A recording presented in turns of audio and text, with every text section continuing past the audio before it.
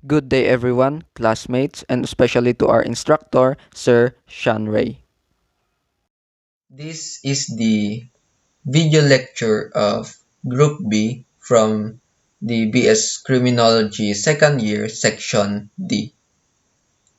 Our video lecture is about the various police operations, specifically the internal security operations, public safety operations, investigation operations, special police operations, and the police-community relations.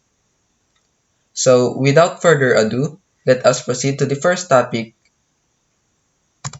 the internal security operations. To fully understand the internal security operations, we should first of all know what is its definition or what is the internal security operation. So internal security operations are the activities designed to preserve internal security against insurgents, secessionists, and terrorists. Among others, it includes territorial defense, operations, intelligence, combat, military, and police civil relations and psychological operations. So, pag sinabi natin na internal security operation, it is maintaining the peace within the border o kaya kung may gulo sa loob ng bansa such as merong social problem or mga tao na gustong i-overthrow ang government such as terrorist or terrorism or kung may anomy o gulo within or sa loob ng isang bansa na dapat nilang i-authorize or i-control. This is what we call na internal security operation. Unlike in external na it involves the foreign countries or sa labas ng bansa na tinutukoy. So, our discussion in this topic is about the internal security operation in our country or here in the Philippines. In addition, the internal security operation also includes operations or activities like territorial defense, intelligence, combat, military, and police operations, such as that I mentioned before. And an internal security operation can also be a seminar, drill, or training in preparation for the actual or practical operation, just like the picture that you can see in the right side, where 160 Cordillera Cops or police have been undergoing internal security operations trainings,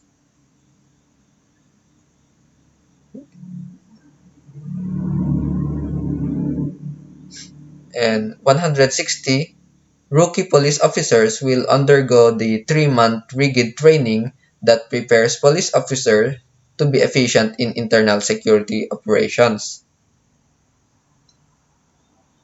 And as you can see here in the picture, the police also undergoes or conduct internal security operations through training for them to be efficient when facing or counteracting internal threats or potential threats here in our country.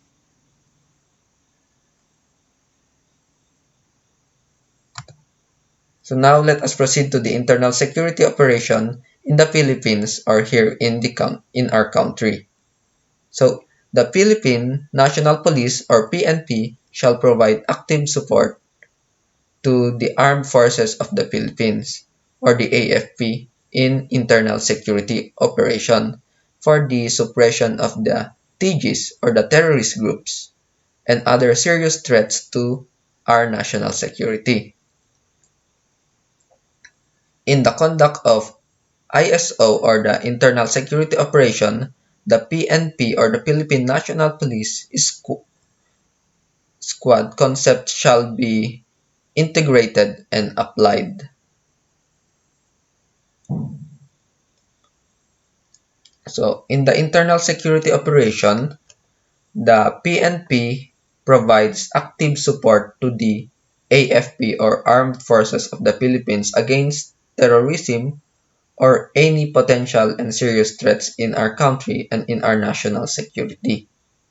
Since ang AFP ang may primary role with regards to the internal security operation, so pwede nilang ipatawag or mag-request ng additional support from PNP with ample amounts of information for the various activities involving the operation.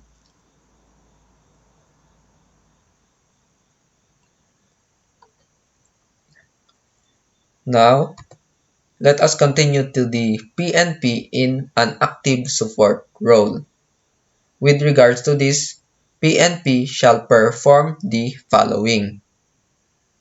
The first one, in wide areas of operation, the PNP may assume the lead role in the internal security operation or ISO against the terrorist groups. Other threats to the national security and organized crime groups engage in armed offensives. And in red areas naman of operation, the AFP will assume the lead role based on the AFP-PNP JLD number 3/2020. So, dito natin makikita ang pagkakaiba sa field of operation ng PNP at AFP most of the time. So, in wide areas of operation, which is in urban, specifically sa mga cities and more populated areas where crime terrorist group conduct their propaganda, ang PNP ang may primary na in charge dito or sila ang mostly na nagko-conduct ng security operation sa wide areas of operation or sa urban places. On the other hand, ang AFP naman or Armed Forces of the Philippines, ang primary na nangunguna or may primary role in conducting security operations sa red areas of operation, which is mostly on rural areas, specifically sa probinsya or countryside kung saan mostly nag-ooperate ang mga crime terrorist groups. So dito, natutulungan din actually ng mga AFP, nagtutulungan ang mga AFP and PNP, pero ang nangunguna or dapat lead role are PNP in white areas of operations and AFP in red areas of operations.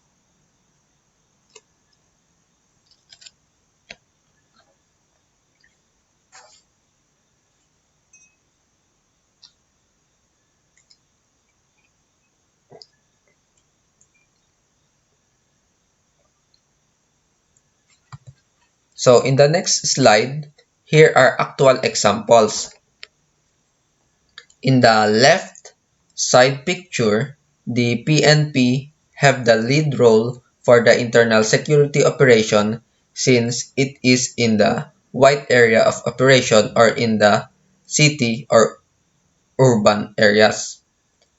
The situation here is that the PNP raided the house of late Maguindanao Datu Andal Ampatuan, which they found and seized explosives and ammunition. And in the right side picture is that the Armed Forces of the Philippines or the AFP have the lead role in the red areas of operations in the rural part of the southern Philippines in Mindanao. The situation in this picture, in the right side picture, presents how the AFP are doing security operations against the Abu Sayyaf and other local terrorist groups in the southern part of the Philippines or in Mindanao.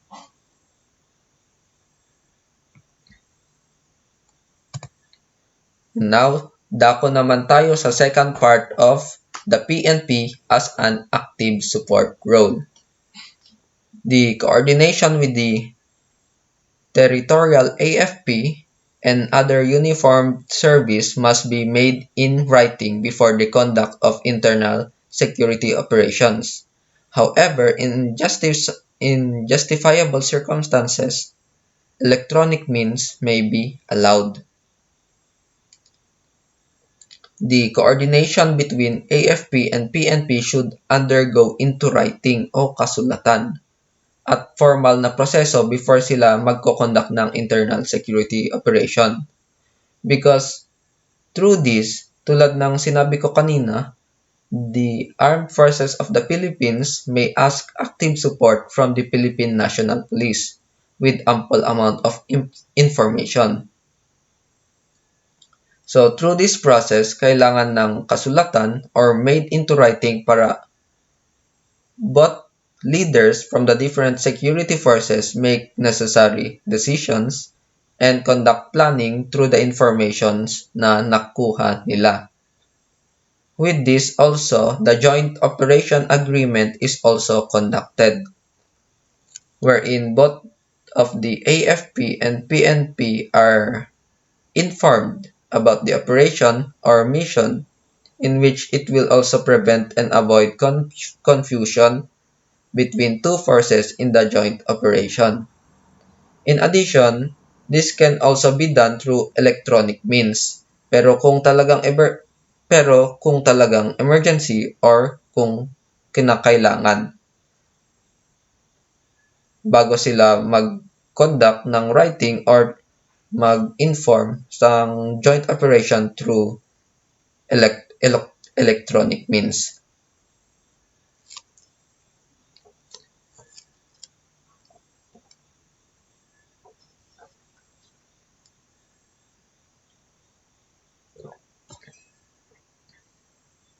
So in the next slide is hindi pala. So the picture in the right side is also a situation where a formal process for coordination of PNP to AFP with regards to international security operation. The only difference is that they conducted it through meeting and conference. So in this picture, the PNP, police, and the AFP military signed a joint letter directive aimed at cooperative efforts to quell threats by terrorism and communist insurgency in the country. In the signing collective adopts efforts of both organizations on maintaining peace and security and upholding civil, political, and human rights under the rule of law. The joint letter directive noon ay tinatawag nilang guidelines in evaluating the effectiveness of internal security operation in support to the national trust to end local communist armed conflict. So, sa picture na ito, both leaders ng PNP and AFP signed for a joint operation in National Joint Peace Security Coordinating Center meeting para sa internal security operation and in countering the communist armed conflict.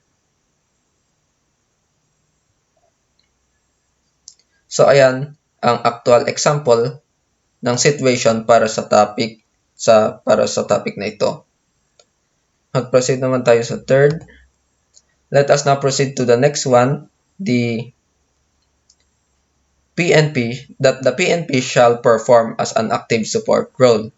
So, specific areas where atrocities initiated by the terrorist group occurred, such as but not limited to ambush, harassment, arson, raid, liquidation, and bombing, shall be treated as a crime scene.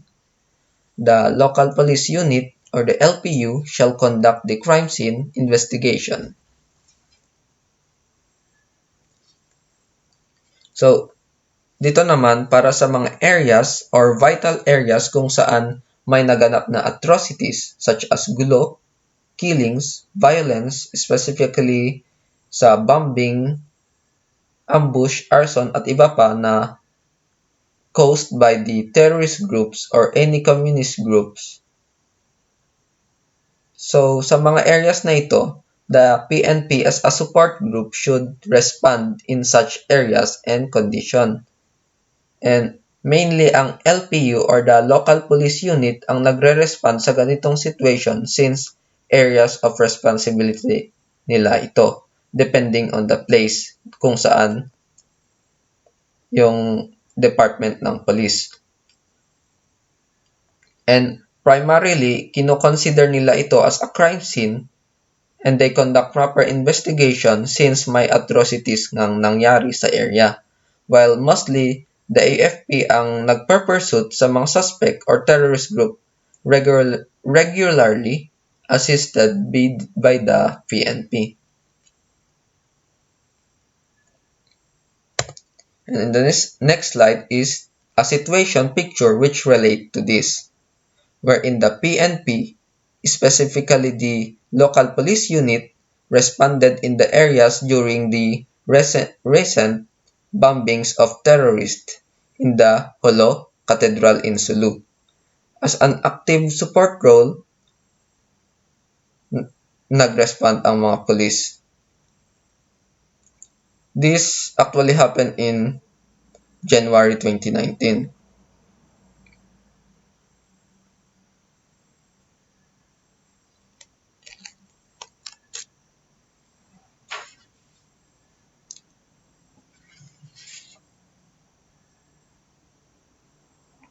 Now, let us continue to the last part of the PNP shall perform as an active support role in the internal security operation. So, dito, specific areas where armed encounters occurred shall likewise be investigated by the local police unit or the LPU for the purposes of evidence and intelligence gathering. So, dito, sa specific areas kung saan may encounters between the law enforcers against terrorist groups, or in other words, kung ang AFP ay may direct na encounter or may assault na naganap between the AFP and the crime terrorist group in the specific areas kung saan naganap ang mga ito, the PNP or the local police unit as a support group will secure the area and conduct investigation in the crime scene for them to gather evidence and more information regarding the assault na nangyari between the AFP and the terrorist, for example. Just like the previous one na binanggit ko kanina, the PNP shall also provide support to the armed forces of the Philippines, especially when in critical situations like this na pangyayari. And with regards to this is an actual situation where there is an encounter between the armed forces of the Philippines and a suspected bomber or suicide bomber. The suspected bomber died in the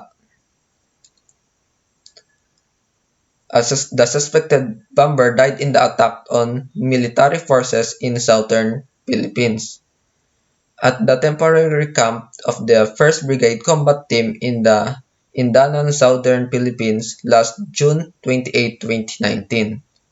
After this encounter, as you can see in the picture, the PNP, specifically the local police unit, as the support role, responded in the area to investigate about the situation and gather evidence and secure the crime scene, of course.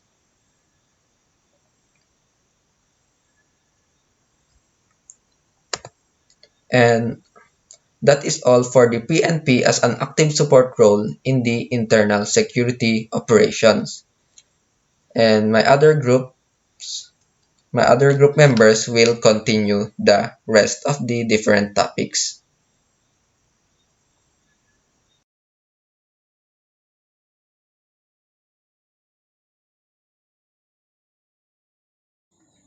Good day everyone, this is Carl Reinhardt Nasduman Binwag from BS Crim Section D.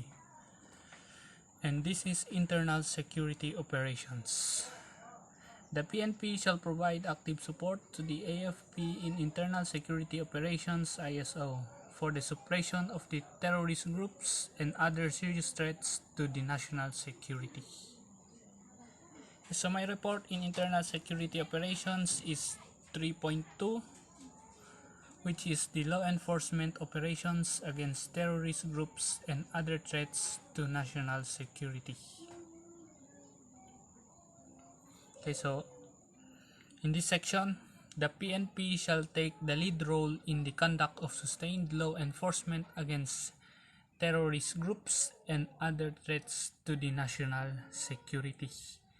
So dito yung PNP ang nangunguna sa pagbuo ng law enforcement groups na mag-ooperate para matpigilan ang mga terrorist groups at ang iba pang mga threats sa national security.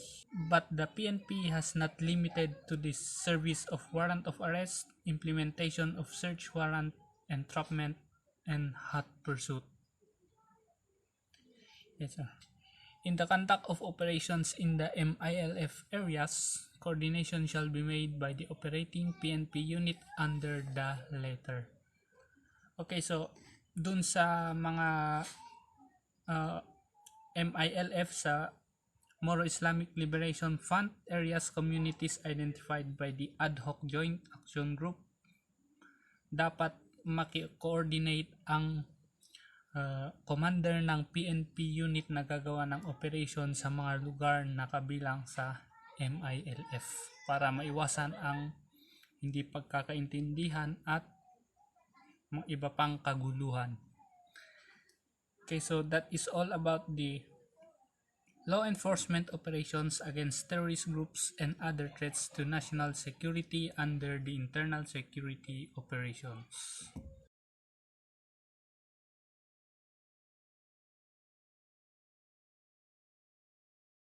Good morning, sir. Good morning, classmates. I'm Luisa Palatic and I will be reporting target hardening. Target hardening. Police station patrol base of mobile force and established checkpoints, especially those located in far-flung areas, are prone to attacks. As such, security measures to prevent atrocities of terrorist groups must be undertaken, such as but not limited to this target hardening.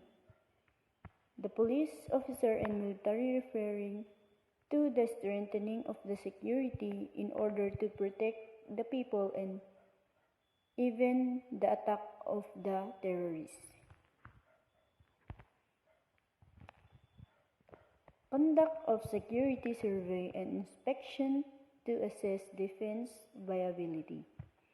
Strengthen physical security measures and defense to prevent unauthorized access. Develop security consciousness among personnel through education and training.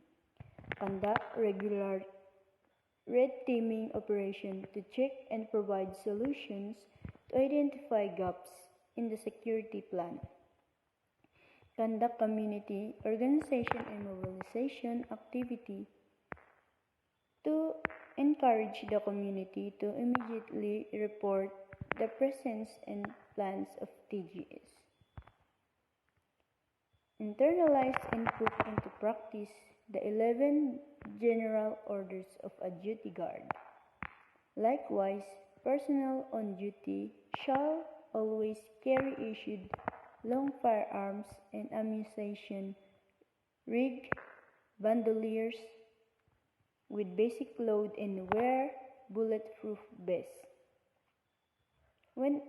Whenever there is an arrested individual identified to member or associated with TGS, a mandatory DNA collection sample should be taken from the arrested individual upon request of the arresting police unit to the PNP crime laboratory in support to investigation and as a part of the record database of the PNP for future investigation intelligence operations, and regular conduct simulation exercise on camp defense to improve operational readiness of PNP personnel and capabilities.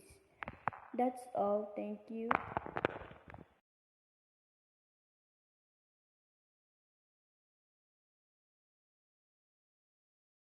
Good day, classmates, and to our dear teacher. The topic that is assigned to our group is about public safety operations. And the topic that is given to me is PNP Critical Incident Management Operational Procedures, or the CIMOP. And so before we start, it is important for us to have knowledge about the topic. When we say human-induced critical incidents, these are the man-made incidents. These are responsibilities of National and Local Peace and Order Council, or the NPOC. While natural calamities and disasters are the responsibilities of National and Local Disaster Risk Reduction and Management Council, or what we say, NDRRMC. Our PNP, being at the forefront of crisis situations, must play an active role by organizing its own Critical Incident Management Committee, or the CIMC, to support the NPOC and NDRRMC. And so these are the following topic that we will discuss: Crisis Management Committee, or the CMC. These are primarily concerned with the formulation of crisis management procedures, integrations and orchestration of government, military or police, and public effort toward the prevention and control of crisis incidents. National POC, or National NPOC. These are chaired by the Secretary of Interior and Local Government, or the SILG. Their task is to contribute to the strategies of National Security Council, coordinate and monitor, and serve as a forum for deliberation for peace and order concerns. ICS, or the Incident Command System. This provides guidance to the PNP roles on how to organize its assets to respond to an incident and processes to manage the response through its successive stage. And these are the 6 topics that we will discuss. The first one is types of critical incidents. Second, stages in disaster management. Third, alert levels during human-induced critical incident. Fourth, incident command system. Fifth, organization and structure of CIMC, CIMTG, DIMT, and DIMTG. And lastly, the escalation protocols. And so let's proceed to the first topic, types of critical incident. There are 2 types of critical incidents. The first one is natural calamity and disaster. These are usually results in serious damage and many death, such as flood, landslide, earthquake, and others. As we can see in the pictures, these are the following disasters that with PNP responders. Our PNP, as first responder in the affected area, in order to provide area of security and support in the conduct of search, rescue, and retrieval operations to be spearheaded by the area DRRMCs. The second is human-induced incident. There are 2 types of human-induced incidents. The first one is manageable incident.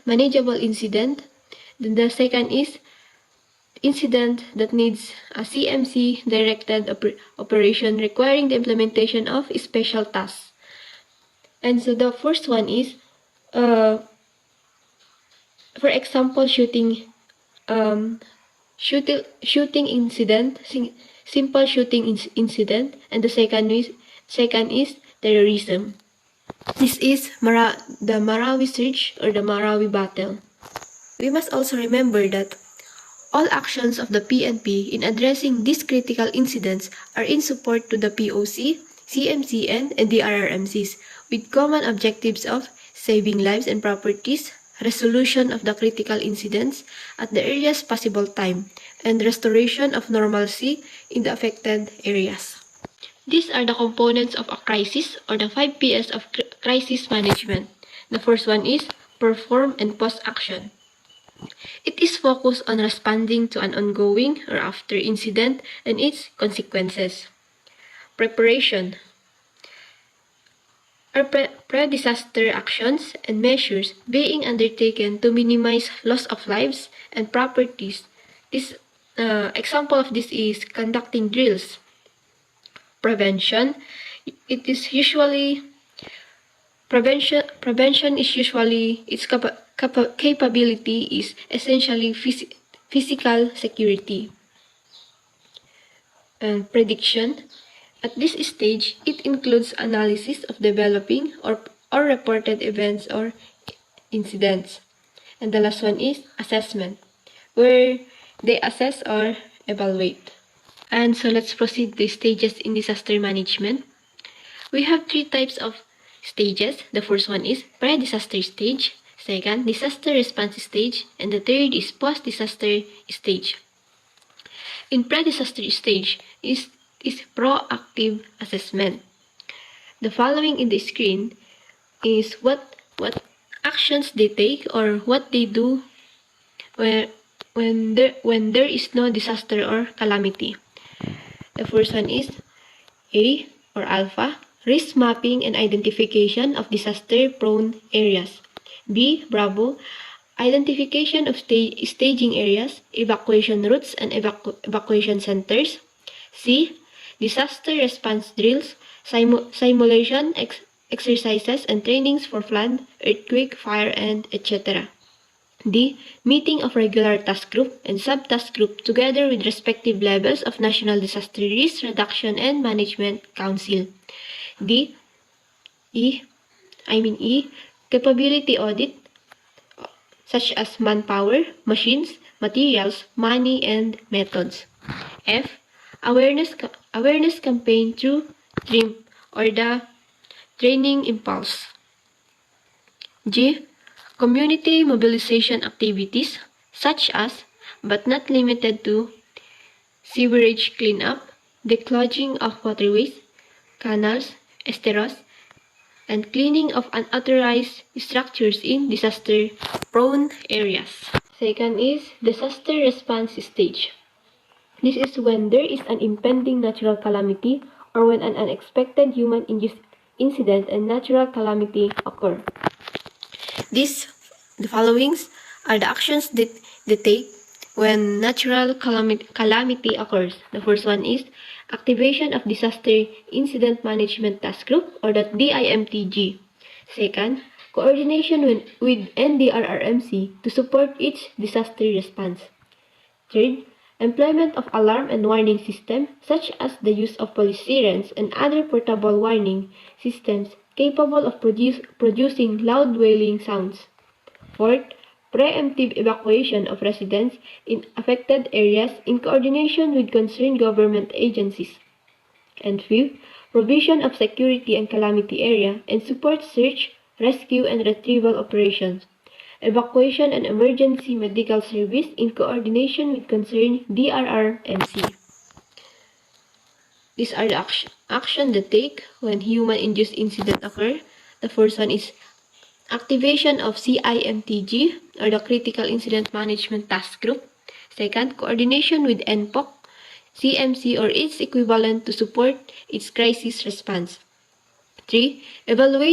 Evacuation of residents in the crisis area in coordination with concerned government agencies.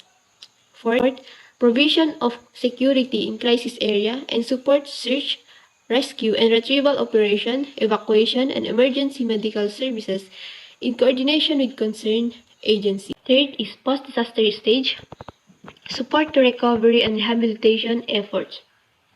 The followings in the screen are the action they take.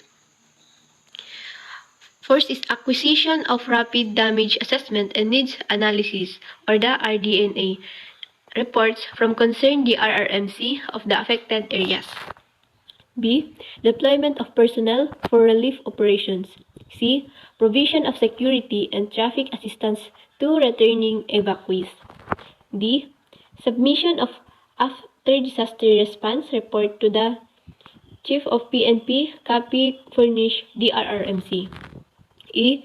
The activation of DIMTG or the CIMTG when the situation is already manageable in disaster-stricken area. Also, in the management of dead and missing persons or the MDM, the PNP shall take the lead in identifying the remains of victims during and after human-induced disasters, while the NBI shall take the lead in the identification of remains of victims during and after a natural calamity. Third topic, alert levels during human-induced critical incidents. Level 1, low. There is no information to suggest a specific human-induced critical incident may occur. Level 2, moderate. Human-induced critical incidents is possible but not likely. Level 3, high. There is a strong possibility that human-induced critical incident may occur within a short period of time. Level 4, extreme. A human-induced critical incident has just occurred or has just been preempted. Note, terrorism and threat group alert level shall be disseminated by TDI to all concerned offices based on the information provided by NICA. Fourth topic, ICS or the Incident Command System. This is the organizational structure of ICS and their functions. Command defines the incident goals and operational period objectives. It includes an incident commander, safety officer, public information officer, senior liaison, and senior advisor. Operations. It is to establish strategy, and specific tactics to accomplish the goals and objectives set by command. Logistic. Support command and operations in the use of personnel, supplies, and equipment. Planning. Coordinate support activities for incident planning as well as contingency, long-range, and demobilization planning. It is also to support command and operations in processing incident informations. Admin or the finance. It is to support command and operations with administrative issues as well as tracking and processing incident expenses. It also includes such issues as licensure requirements, regulatory compliance, and financial accounting. Also, intelligence or investigation as an optional seventh functional area that is activated on a case-to-case basis. For us to know more about ICS, on the enactment of Republic Act RA 10121, otherwise known as the Philippine Disaster Risk Reduction Management or the DRRM law, among these is the ICS. ICS has been institutionalized as an on-scene all-hazard incident management concept introduced by the U.S. Forest Service that can be used by all NDRRM councils of emergency management and response agencies. It is also a disaster response tool that coordinates the action of all response groups. ICS has been proven effective in managing potential and actual significantly enhance the mechanism of source management, reporting and documentation, promotion of responder safety, and optimum achievement of response objective as evident in past major disaster response operations to include management of planning high-density population gathering. So we're now in fifth topic, organization and structure of CIMC, CIMTG, and DIMTG. But before that, let us see and know more about Crisis Management Committee or the CIMC. The local CIMC, headed by the local chief executive as the response officer, designates an incident officer whenever a particular crisis occurs. If the local police unit's commander is designated as the IC, the CIMTG shall be immediately activated to support the CMC. This is primarily concerned with formulation of crisis management procedures, integration and orchestration of government, military or police and public efforts toward the prevention and control of crisis incidents. In accordance with Executive Order No. 82, Series of 2012, CMC shall be established at all levels specifically to take decisive actions in responding to and managing human-induced crisis. This is the organization of National CMC. So, the next one is the PNP National Headquarters Critical Incident Management Committee. It has 5 subcommittees. The first one is Subcommittee on Natural Disaster. Second, Subcommittee on Terrorism and CBRNE. Third, Subcommittee on Public Health Hazards. Fourth, Subcommittee on Criminality. Fifth, Subcommittee on Destabilization, Public Disturbance, and Planned Events. These committees shall take cognizance of all critical incidents, whether human or natural disasters, and shall supervise or oversee operations of concerned offices or units to mitigate its effects on the general populace. It is primarily concerned with the implementation of policies and orchestration of PNP's force and resources and efforts towards the control and mitigation of critical incidents.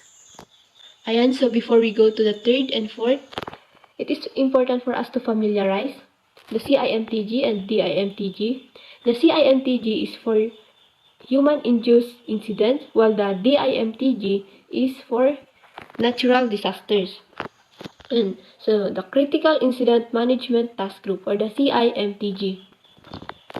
To carry out the mandates of PNP, CIMC on human-induced incidents, the CIMTG shall be organized and replicated at the PRO, or the NCRPO, level down to the PPO, or the CPO, CPS, or the MPS, level following the ICS structure.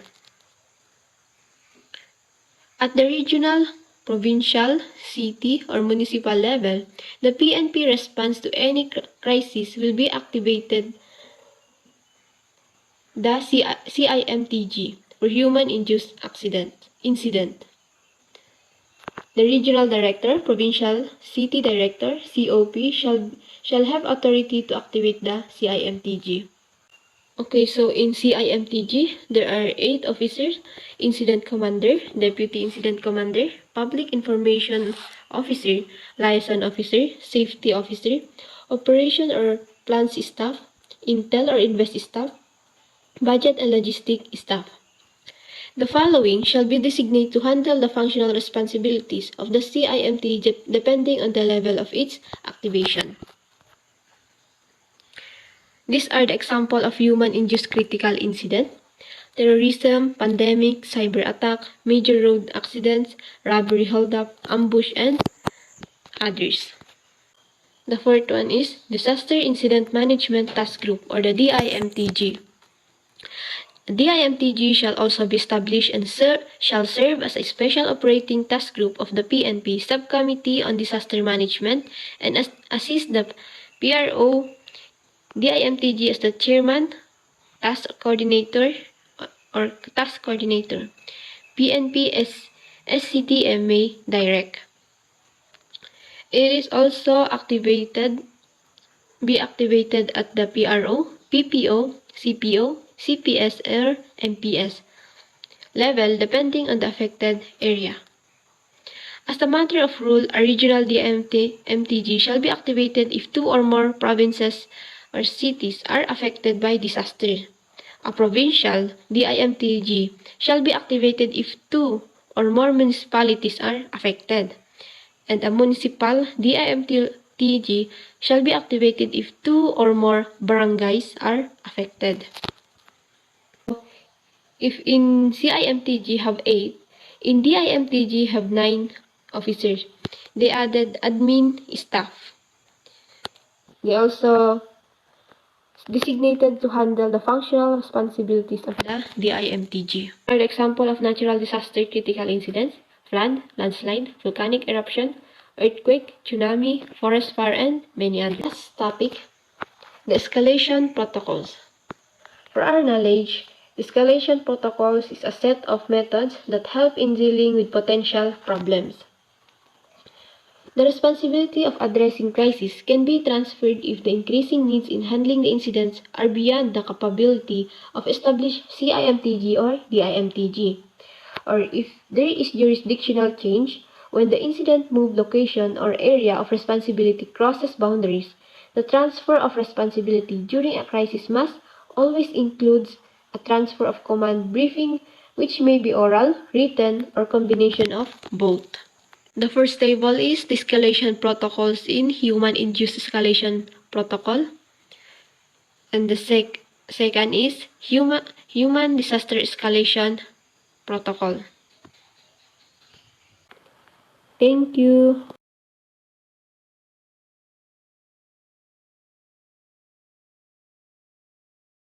My topic is procedures for responding PNP personnel in enforcing quarantine measures to manage health hazards. Since the outbreak of COVID-19, the PNP has played a crucial role in supporting the government's effort to control the disease and promote safer communities. COVID-19 may not be the last health hazard that the country will experience. It is therefore essential for PNP personnel enforcing the quarantine measures to work together with other government agencies, the local government units, and the community in addressing other similar threats. And so before we start, we have 4 topics. The first one is initial response upon the impact of health hazard. The second is when the health hazard becomes widespread and has affected many communities. Third, human activities relative to public safety and security. Fourth, arrest of violators in relation to health hazard laws, guidelines, and protocols. In initial response upon the impact of health hazard, there is 7 actions they take. The first one is the PNP first responder perform their duties and responsibilities. Second, establish the incident command post. Third, turn over the scene to the designated incident commander. Fourth, assist the incident commander. Fifth, designate an investigator who shall coordinate with other agencies. Sixth, PNP may immediately effect the arrest of suspects if warranted. 7. Wait for the official announcement. In the first actions, the PNP responders who first arrive at the scene shall initially and simultaneously perform the following: assess and secure the scene, ensure the observance of safety protocol including the PPE, evacuate them to a safe area, inform the Chief of Police or the COP or Station Commander and the Station TOC. Make a record of the initial emergency responders. Second, establish incident commander post with the COP or Station Commander who shall initially act as incident commander until such time the mayor or responsible officer has made an official designation of his or her IC. Third, immediately turn over the scene to the designated incident commander upon his or her arrival. Fourth, assist the incident commander in matters pertaining to the provision of security and maintenance of law and order. Fifth, designate an investigator who shall coordinate with the investigators from BFP and other concerned agencies to gather relevant information if necessary. 6. If the health hazard is result of an illegal act such as disposal of hazardous materials, the PNP may immediately effect the arrest of the identified suspects if warranted. And 7. Wait for the official announcement that the area of impact has been cleared from any health hazard before leaving the scene. Okay, so let's proceed in second topic. When the health hazard becomes widespread and has affected many communities. There is 9 actions they may take. The first one is assist in the implementation. Second, establish health hazard. Third, implement the guidelines. Fourth, observe the CIMOP guidelines. Fifth, ensure. Six, coordinate. 7, assist the LGUs. 8, provide security. And 9, observe proper procedures or protocol. In the first one, assist in the implementation of government-issued guidelines and issuance in mitigating the effect of health hazard. Second, establish health hazard control points for the implementation of travel restriction without compromising the movement of essential goods and authorized persons. Just like example, the checkpoint. Third, implement the guidelines in the observance of minimum public health standards. Fourth, activate law and order cluster and observe the CIMOP guidelines. Fifth, ensure that all PNP personnel rendering duty in health hazard control points, isolation or quarantine facilities are using appropriate PPEs. 6. Coordinate with the PNP Health Service in organizing the Capacitate and Medical Reserve Force or the MRFS in the management of health hazard. 7. Assist the LGUs in the conduct of contact tracing when requested. 8. Provide security in quarantine or isolation facilities or escort in the transport of affected and infected individuals when requested. And 9. Observe proper decontamination procedures, protocols in coordination with the PNP Health Service or other authorized health office. So let's proceed on third topic, other activities relative to public safety and security. There are 5 actions they may take. Organize reactionary. Second, provide security. Third, conduct red teaming. Fourth, conduct awareness. And fifth, provide security.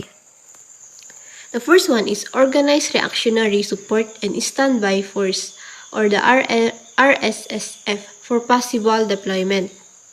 Second, provide security in the arrival, transport, and distribution of goods and medical supplies. Third, conduct red teaming operations. Fourth, conduct awareness campaign through TRIMP. And fifth, provide security to other government programs, activities that require other assistance. The last topics, arrest of violators in relation to health hazard law, guidelines, and protocols. First one is, the PNP personnel must be abreast of prevailing directives, laws, and ordinances relating to health hazard and must maintain copies of the same. Second, arrest shall be done in accordance with guidelines and procedures on arrest in Rule 2.6 of this POP and with observance of public health standard and protocol. I think one of our classmates will discuss this. Procedures on arrest in Rule 2.6 of this POP. Third, all arrested persons shall be subjected to an initial investigation and booking at the designated holding area if necessary. They shall be separated from other persons under police custody until cleared from any disease or infections. Fourth, when the law or ordinance prescribe the penalty of fine and allow persons apprehended to pay voluntary the fine imposed prior to the filing of a formal complaint with the appropriate prosecution office, he or she shall be allowed to pay said fine with the concerned city, municipality, barangay, where he or she apprehended to avoid being criminally prosecuted. And so in fifth, respect for human rights and dignity for persons shall be observed at all times. And I know that we are all aware for human rights or the universal human rights. So, and thank you.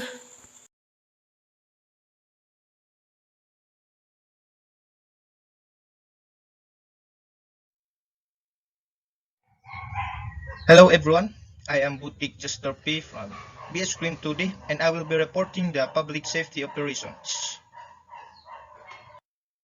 We have the hostage situation. First is the first responder. First responder are the officials whose priority are the ones who are at the scenes. They must also be aware of preserving evidence for the crime committed. Ito yung example ng first responder. And in order to apply the task comprehensively, they must practice the following. First, secure the incident scene and establish perimeter security, wherein they use a caution tape to secure the area and avoid complication of the evidence. Give situation update to concern TOC and information the hostage negotiation team or HNT for possible deployment.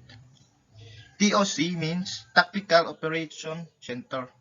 Ito naman is we give update and information for possible backup to the situations. Number 3. Do not allow unauthorized person at the incident scene. Pag sinasabi natin na do not allow unauthorized person ay ito ay tumutukoy sa mga taong nakapaligid sa insidente dahil pwede itong magbigay problema sa pangangalap ng ebidensya at impormasyon. 4. Gather information about hostage taker and hostages from witnesses. To prove evidences and for clear information purpose. Yan yung mga example nila picture. Reroute traffic flow if necessary. Evacuate all persons within the vicinity of the incident scene. Clear areas for use of other responders. These steps will help not only the police or professionals to do their work for easy transactions and gathering of evidences, but also will make the people be safe away from the incidents.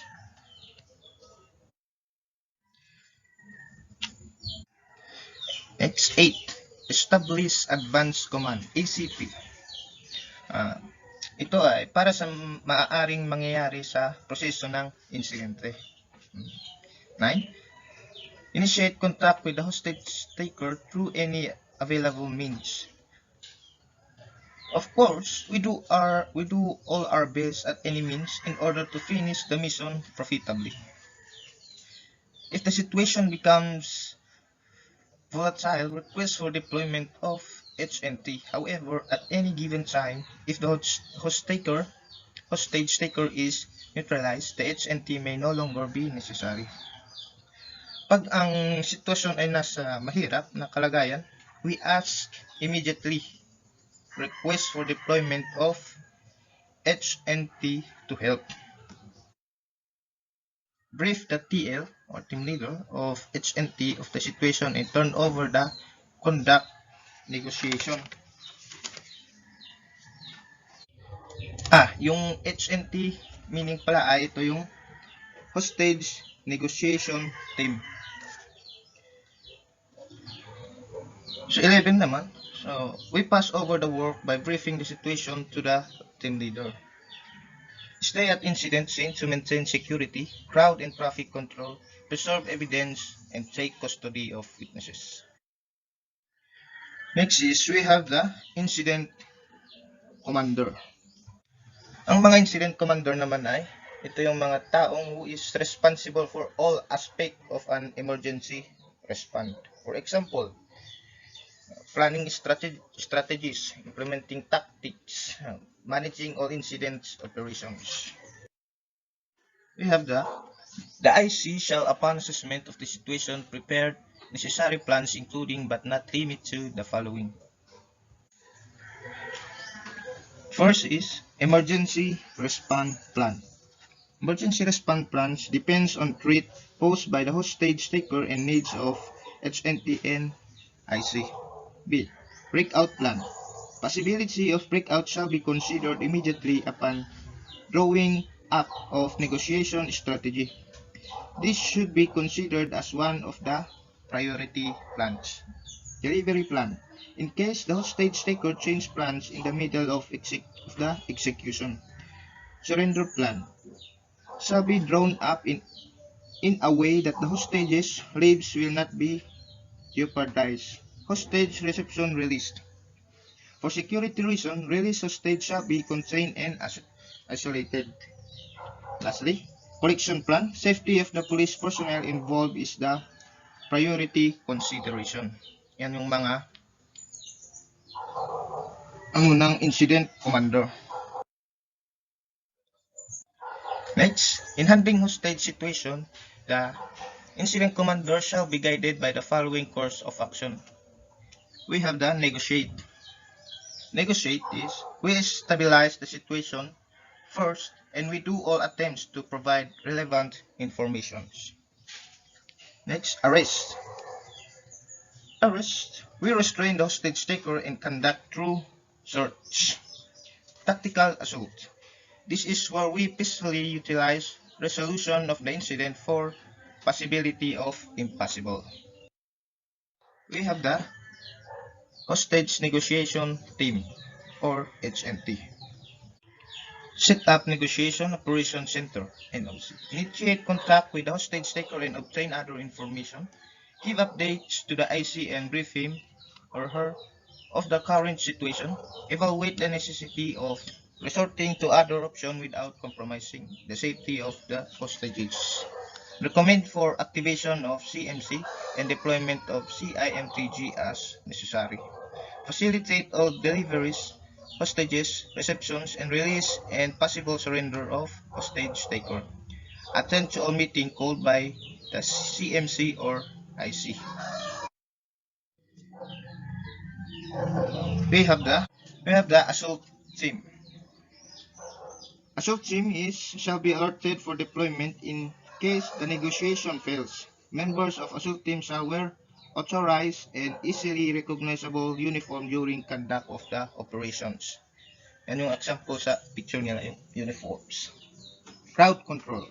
A crowd control team shall be deployed to manage and control the crowd and augment the first responder in securing the perimeter. Support personnel. Support personnel shall include those in charge of managing traffic, firefighting, providing medical emergency assistance, crime scene processing, and rescue.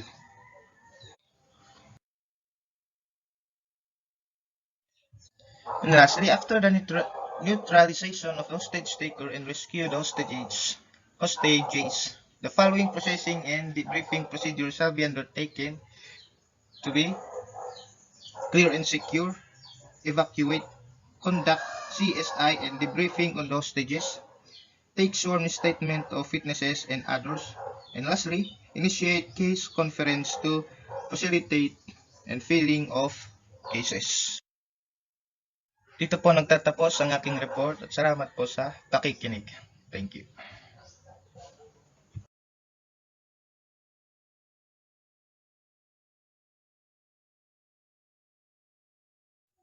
Our next topic is about bomb threat and bomb incident emergency response. These are possible response to bomb threat and incident that can help in overcoming it and some counter measures to deal with such. So, what is bomb threat? A bomb threat is defined as a threat to detonate an explosive or incendiary device to cause property damage, death, or injuries, whether or not such a device actually exists. All bomb threats are to be taken seriously. In short, bomb threat is a threat to life that must be taken seriously. Letter A. Procedures for final report or FR upon receipt of any bomb threat. First, treat all threats as serious until proven otherwise, and determine the exact location of establishment under threat. Also, proceed immediately to the scene and then coordinate with the security manager or administrator and conduct visual search in the area and isolate the specific place if necessary. When a suspicious item is located without causing panic, then we must alert EODT or K9. EODT means Explosive Ordnance Disposal, and notify headquarters of any deployment and continue giving updates and brief the EOD or K9 team upon arriving and assist if necessary. And lastly, provide the security at the scene until such time when EOD Ordnance Disposal or K9 team declares the area is cleared of any explosives. Next, letter B, procedures for final report if a suspect item is found and the EOD or K9 recommend an evacuation from the affected area. First, coordinate with the management or administrator to identify the safety areas for evacuation and assist in the evacuation of people without causing panic where the EOD or K9 conducts paneling procedures, and also cordon the isolated area to prevent entry of unauthorized person. And lastly, coordinate with the management once the EOD or K9 declares the area as cleared and assist the people in resuming their businesses. Next is letter C, procedures for final report if the EOD or explosive ordnance disposal in K9 confirm the presence of an explosive component or improvised explosive device or IED. First is report the progress of the incident for future management of the incidents to the TOC or Tactical Operation Center for the following.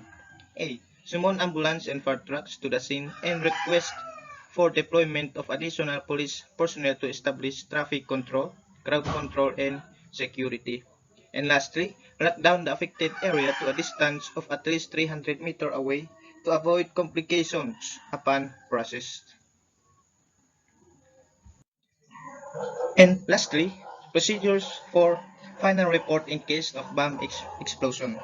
First thing, we must remember that upon receipt of the report, first is to identify exact location of the incidents for management purposes and proceed to the scene immediately. And direct EOD or K9 teams to proceed to the area. And then notify headquarter of the situation. And then report the incident to the TOC for the following. TOC means Tactical Operation Center. First is to summon ambulance, fire trucks, and SOCO team to the scene and other resources as may be determined. In case of threat to such. Second, request for deployment of additional police personnel to establish traffic control, crowd control, and security to make the process easier to manage. Upon arrival at the scene, first we must secure the area at least 150 meters from the location of explosion and assist in the immediate evacuation of the injured if possible, and then direct occupants of the establishment to evacuate and maintain order and crowd control. Seal of location until the EOD or explosive ordnance disposal K9 team determines if a secondary device exists, and then conduct rescue operation at the scene upon clearance of the explosive ordnance disposal or K9 team, and then assist the post-blast investigation or PBI team and SOCO team upon clearance from the explosive ordnance disposal or K9 team, and then submit initial incident report immediately with the following information. Is identify any witness and bring them to the nearest police station to obtain their statement, and avoid issuing speculative press release or statement, and lastly, ensure cooperation with the IOC. Furthermore, always have in mind that bombs are not toys you can play with, rather a threat that should be given attention seriously. That's all, and thank you for listening.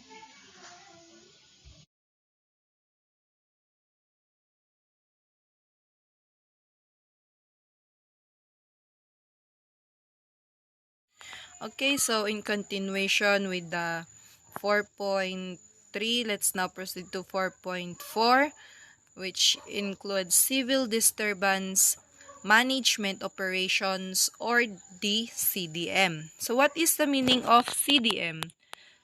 So those are the ones or the tactics that law enforcement and military personnel use when dealing with unrest in the community are collectively referred to as civil disturbance operations.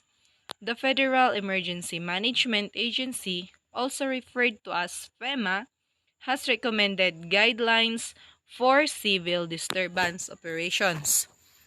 So as we can see in the on the picture, this is how a CDM or CDM operations do. Makikita natin halos sa news kung paano nangyayari tong mga to. So yung mga CDM, sila yung nagpro-protect or nagdi-defend para sa tuwing may mga violent rallies na nagaganap or violent actions sa isang public assembly. So, from those words na civil disturbance management, sila yung nagmamanage sa mga disturbance sa mga public assemblies or other public activities. Next one would be the general guidelines. So, the PNP units tasked to maintain peace and order shall not interfere with the holding of public assembly. To ensure public safety, a CDM contingent under the command of a PCO shall be detailed and stationed at least 100 meters away from the place where the public assembly is being held. From the Batas Pambansa 880 Section 9. So it is said here na yung mga PNP unit na natask ay hindi dapat mag-interfere or kapag may public assembly na nagaganap. Para ma-ensure naman yung public safety, may CDM contingent na maitatas para siya yung mag-command at may PCO din para magbantay at least 100 meters away kung saan yung public assembly ay nagaganap. So, in the absence of any permit from the LGU concerned, the PCO in command should exert effort in persuading the demonstrators to disperse peacefully and vacate the public place. So, ang ibig sabihin naman nito is, kung walang permit yung mga nagkakandak ng public assembly, mag-effort itong PCO in command at ipupersuade niya yung mga demonstrators na kailangan nilang mag-disperse peacefully na walang nagaganap na gulo and vacate the public place, which means i-empty nila yung public place na yon. Next one is in lightning rallies or demonstrations, the ground commander shall exhaust effort through dialogue with the leaders or organizers for voluntary dispersal. In case of failure, orderly dispersal to include apprehension of those responsible shall be resorted. Maximum tolerance must always be exercised. So, sa lightning rallies or demonstrations, yung ground commander naman yung magsasabi doon. Makikiusap siya sa mga leaders or organizers para mag-exit sila voluntarily. Pero, in case of failure at hindi sumunod yung mga leaders or organizers at may mga gulo nang na maaring mangyari, kailangan ng mag-take ng action ng mga CDM or group ng ground commander. Pero, In dispersing the public assembly, you must still need maximum tolerance kung saan dapat hindi if possible na wag mag-exert ng force sa mga participants ng public assembly is kailangan na hikayatin mo pa rin sila. Pero kung talagang hindi sila hindi sila sumusunod, then you need to follow what is still in the rules and regulations. Next one would be the specific guidelines.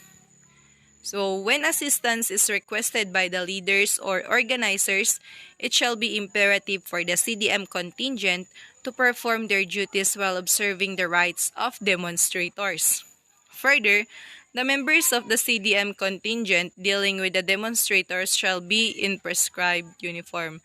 So, yung nakikidialogue na CDM is kailangan pa rin na isuot niya yung prescribed na uniform for recognition also. And para ma-identify na siya yung CDM contingent. So, next one will be the specific guidelines. Number 1 is, the CDM contingent shall not carry any kind of firearms but may be equipped with batons or riot sticks, crash helmets with visor, gas masks, boots or ankle-high shoes with shin guards. So,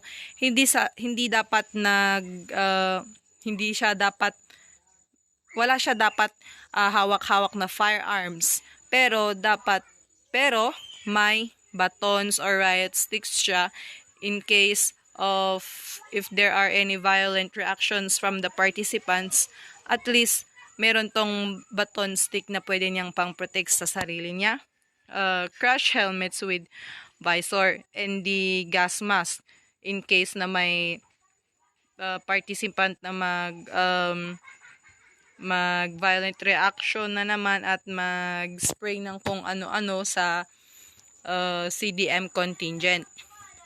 Number 2 is tear gas, smoke grenades, water cannons, or any similar anti-riot device shall not be used unless the public assembly is attended by actual violence or serious threats of violence or deliberate destruction of property. So, as we can see in the picture, water cannons sa center. So, ito yung mga ginagamit if nagkakagulo na talaga yung mga tao. Hindi gumagamit ng guns or firearms yung mga CDM operators kasi yung goal nga nila is just to protect the entire people and not to harm them. And yung water cannons, yun yung one of the way to or anti-riot device para hindi masyadong or hindi masaktan ng husto yung mga tao or participant din na nagkokos ng violence. Next one would be the organization and membership of CDM contingents as well as their deployment and employment shall be in accordance with existing PNP rules and regulations. So, yung employment ng mga PNP is kailangan pa rin nakabase sa rules and regulations, pati na rin yung mga CDM contingents. So, nakapaloob doon yung kung ano yung mga dapat nilang gawin, yung hindi nila dapat gawin. And the next one is, for every CDM contingent, there shall be a team of negotiators.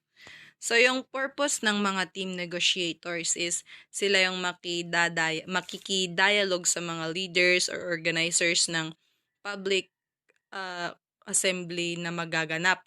So, ito, dito nila malalaman kung may mga permit ba or wala yung mga tao or yung mga leaders or organizers na nagkakandak ng public assembly. At dito rin, yung mga negotiators din, through them, malalaman kung ano yung sakop ng place na mangyayari yung public assembly, and iba pang informations. Next one would be a separate security contingent may be organized and ready to provide immediate assistance to the CDM contingents as the need arises. So, may nakaseparate pa rin na security contingent in case na may magkailangan ng immediate assistance yung CDM contingent. Next one would be CDM operational task. So, ito yung mga task ng mga CDM. Number 1 is isolate the area. Kailangan nilang i-isolate yung area para wala nang madamay pa, wala pang ibang tao na madamay. Number 2, secure likely targets. Yung mga example is yung isang politician na nag-rally is kailangan siyang protektahan kung siya talaga, kasi siya yung most of the time is magiging target. Lalo na kung ayaw ng mga taong yun yung sa kanya. Number 3, control the crowds. Kailangan nilang i-control yung crowds para hindi pa mas lumala yung gulo na naganap or magaganap. Number 4, establish area control. Yun, kailangan pa rin i-control yung area. And number 5, arrest violators. So, kailangan na nilang i-arrest yung mga violators, and if there's a need to bring those violators to the custody, then kailangan talaga nila nadalhin sila doon. Next one would be the CDM operational approaches. Number 1 is the commitment of a CDM contingent must be viewed as a last resort. Their role, therefore, should never be greater than what is necessary under the circumstances. This does not mean, though, that the number of troops employed should be minimized. Doubts concerning the number of troops required should normally be resolved in favor of deploying a large number, as it may prevent the development of situations in which the use of force would be necessary. A large reserve of troops should be maintained during civil disturbance operations. So, dito is sinasabing last resort. Though ito yung mga CDM yung last resort, especially when there's a public assembly, yung count nila is dapat hindi nababawasan yun. Kung nung una is ganun sila, for example, 100 yung kadami nila, dapat ma-maintain yun kung talagang especially when there are a lot of participants, and kailangan dagdagan talaga yung mga CDM contingents para maprotektahan kung sino man ang kailangang protektahan sa isang public assembly. Number 2, in selecting an operational approach to a civil disturbance situation, the ground commander and his or her personnel must adhere to the procedures in Force Continuum in Chapter 2, Section 2 to 4 of this POP. So, sabi dito na kapag pipili sila ng operational approach para sa conduct ng civil disturbance situation, yung ground commander at yung mga personnel is kailangan nilang sumunod sa force continuum na nakapalagay sa Chapter 2, Section 2 to 4 ng POP. And then number 3, efforts should be exerted to create the image of a restrained and well-disciplined force, the sole purpose of which is to assist in the restoration of law and order. Further, while CDM contingent should be visible, any activity which might excite rather than calm the situation should be avoided when possible. So, sinasabi rito na yung mga CDM is sila talaga yung purpose talaga nila is i-restrain and maiwasan yung mga kung ano-anong nagaganap sa isang public assembly. Sila yung mag-a-assist and para masunod pa rin yung law and order sa tuwing may isang public assembly, rally, or marches. Ganon. And sabi din dito na if yung isang purpose rito is visible sila and any activity which might excite rather than calm the situation should be avoided when possible. Yun, isa rin yun yung dapat nilang bantayan, yung kung makikita mo na yung activity na yun is hindi na calm and mas parang may pressure na, and then they need to avoid it as soon as possible. Number 4, consistent with the controlling principle that he or she must use the minimum necessary force to accomplish his or her mission. The ground commander shall equip the CDM contingent only with rattan sticks, truncheons or batons, shields, Kevlar helmets, and handcuffs. So, there is, sinasabi rito is na sa number 4 is there should be no force. Wala dapat na, if possible is walang masasaktan sa tuwing may mga ganitong nagaganap. Yung kine-carry lang ng mga CDM contingent is yung mga rattan sticks, yung mga truncheons, yung mga batons and shields, and other protective gears. Number 5, in situations requiring the use of batons or truncheons, only target fleshy part of the body such as arms, torso, legs, and thighs. Hitting protesters with the baton or truncheon on the head, face, neck, shoulder blades, elbows, fingers, groins, knees, and ankles must be avoided since strikes to these parts may cause serious to permanent injuries or even death. So, may mga specific parts kung talagang kailangan mo nang mag-use ng baton or truncheons para lang manahimik at hindi gumawa ng violence ang isang tao. So, yung mga fleshy parts like arms, torso, legs, and thighs, and yung mga iba is wag na dapat kasi it may cause serious injury. Number 6, arrested protesters must be restrained, handcuffed, and brought safely to the police station for processing. So, yun nga yung mga talagang natangkin tiulo na. Yung mga nagva-violate ng law and regulations is na-arrest. And yung mga na-arrest na yun is kailangang ma-restrain, dalhin sa handcuffed, and dalhin sa police station for due process.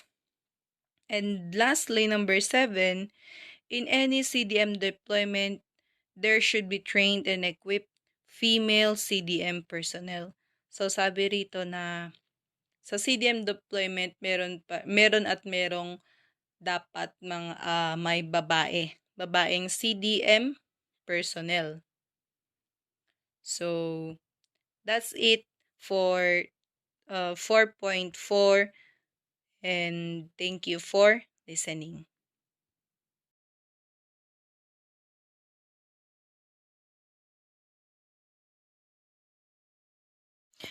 So, good day to everyone. I am Jemarie Bimahiwo from BSC2D. So, to continue the discussion, I am going to explain what is public assembly. This is under also public operations. So, public assembly is any rally, demonstration, march, parade, procession, or any other form of mass or concerted action held in a public place for po yun, hindi po typo, for the purpose of presenting a lawful cause or expressing an opinion to the general public on any particular issue or protesting of influencing any state of affairs. So, public assembly, sinasabi dito, is any other form of mass. So, when we say mass is pangmaramihang tao. Rally, like for example, political rally, yung mga rally, yung mga agijay tumaray tata. Siyay. Demonstration if there is a demo, march, parade. When there is a what do you call that? Fiesta.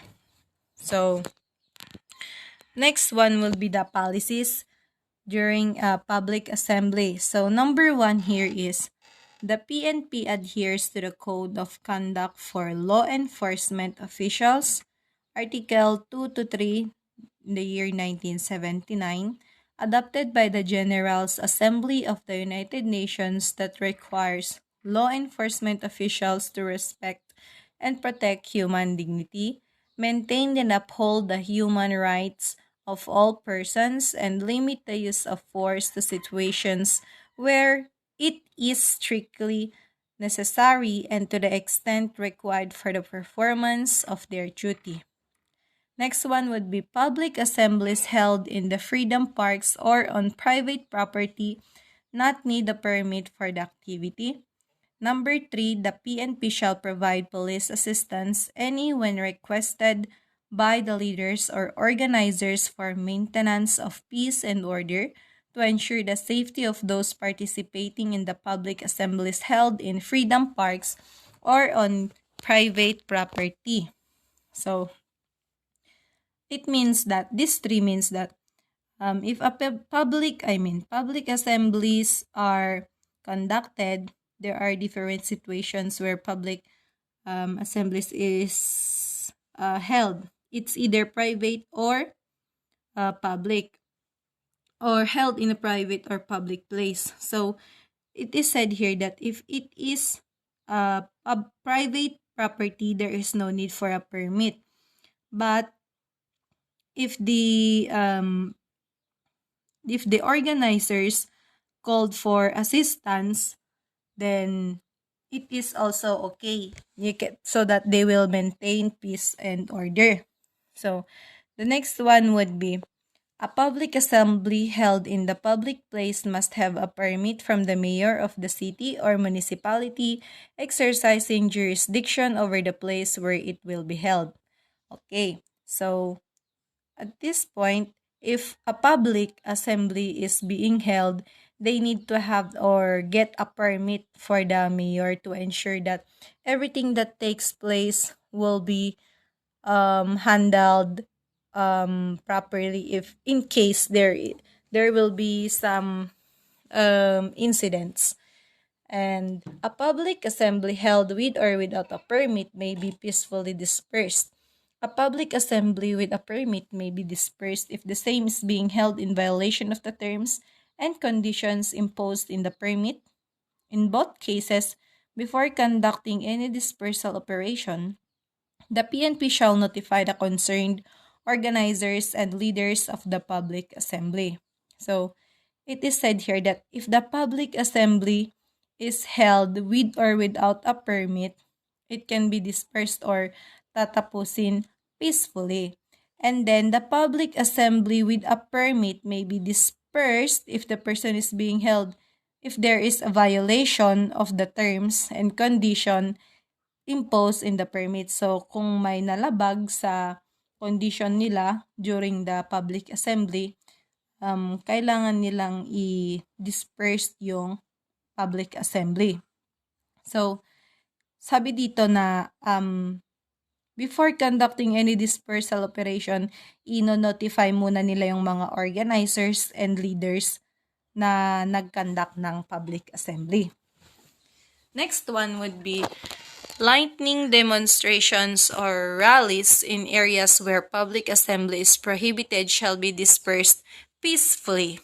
However, should any of the participants refuse to disperse voluntarily or violate any law or ordinance during an unauthorized public assembly, they should be taken into police custody and be charged accordingly. So, if these rallies or lightning demonstrations were conducted in areas where it is prohibited, then kailangan na i-disperse nila, but peacefully so that there would be no casualties or walang masasaktan. Pero if ever na yung mga taong yun na nag-conduct ng public assembly or lightning demonstrations ay nagva-violate sa law at ayaw nilang ayaw nilang sumunod sa tawag nito sa conditions at doon pa sila sa unauthorized place na nag-conduct ng public assembly, then kailangan silang dalhin sa custody.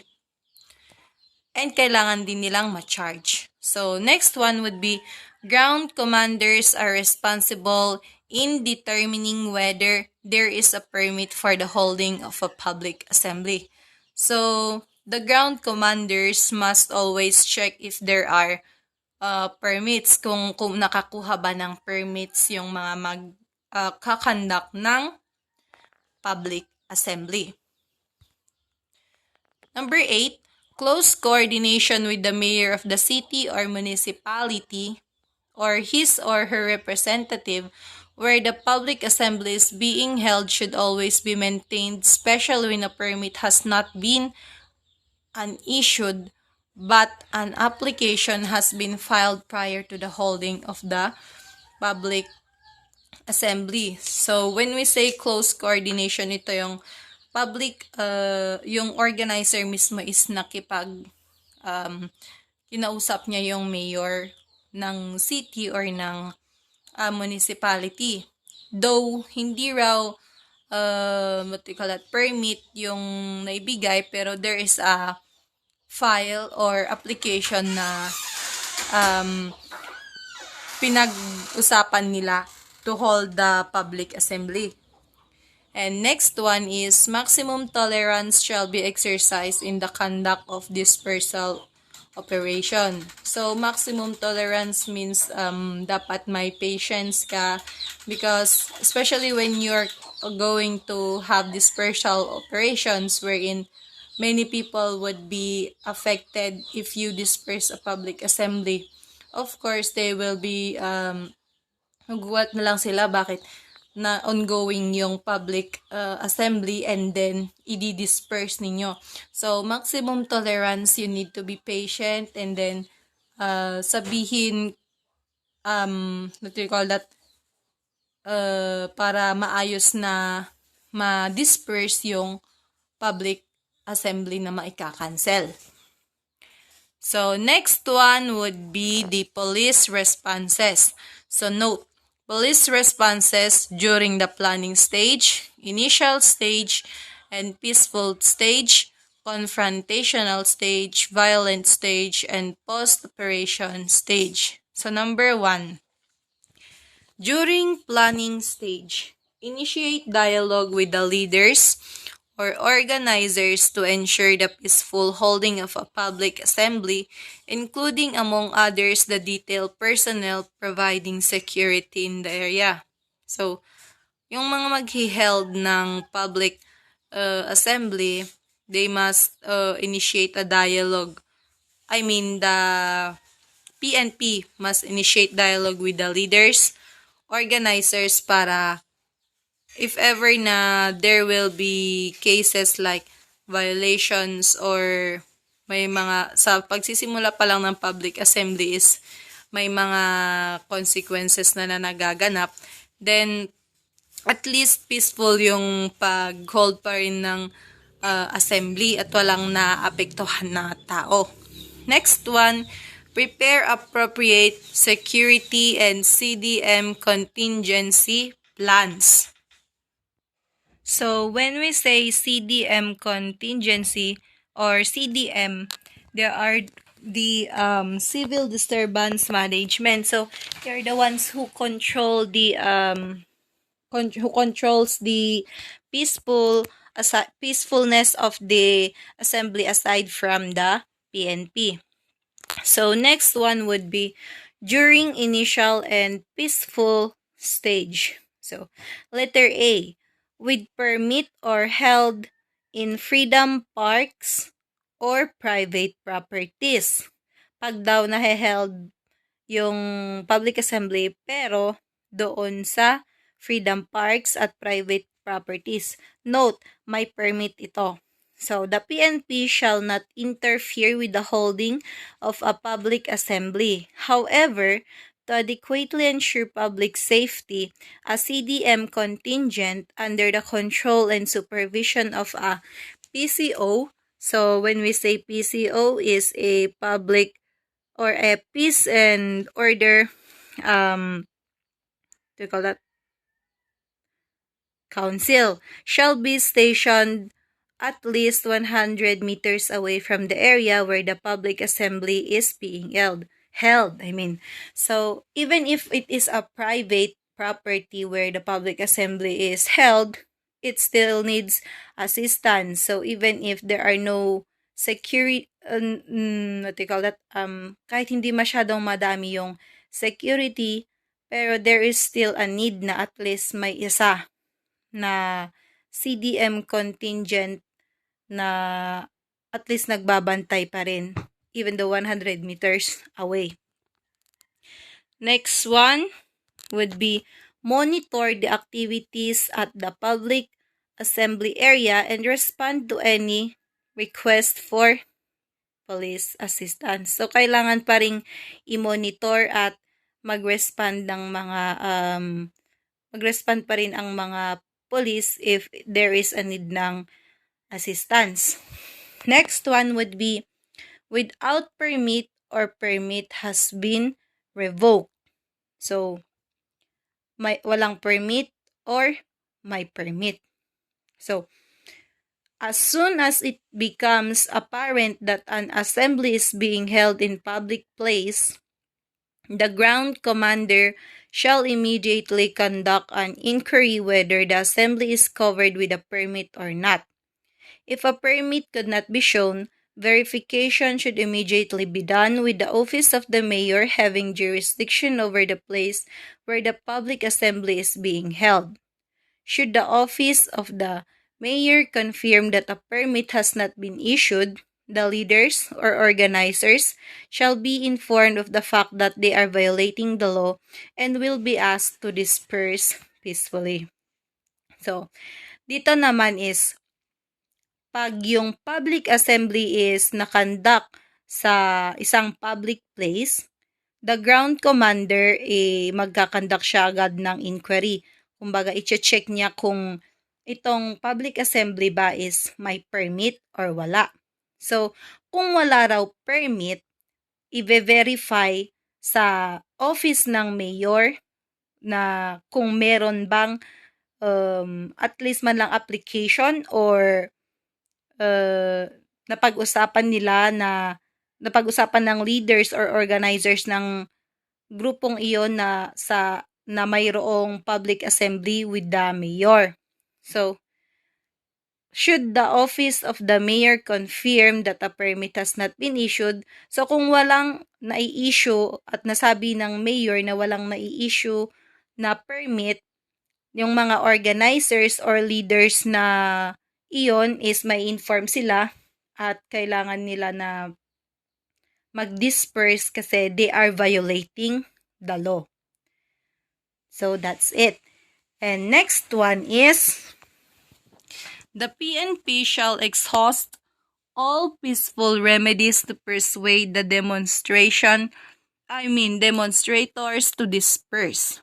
This may include the involvement of local chief executives or community leaders when available to intervene in the situation so that dispersal operations could be avoided. So, para daw maiwasan yung mga gulo if there are dispersal activities in a public assembly is kailangan ng assistance ng local chief executives or community leaders. So, itong mga local chief executives and community leaders is tutulong sila para makandak yung dispersal ng public assembly peacefully. So, next one would be, should negotiation fail and the demonstrators refuse to disperse voluntarily and peacefully, thereby causing public inconvenience, CDM contingents may commence dispersal operations after the CDM commander announce the violations of the law they have committed.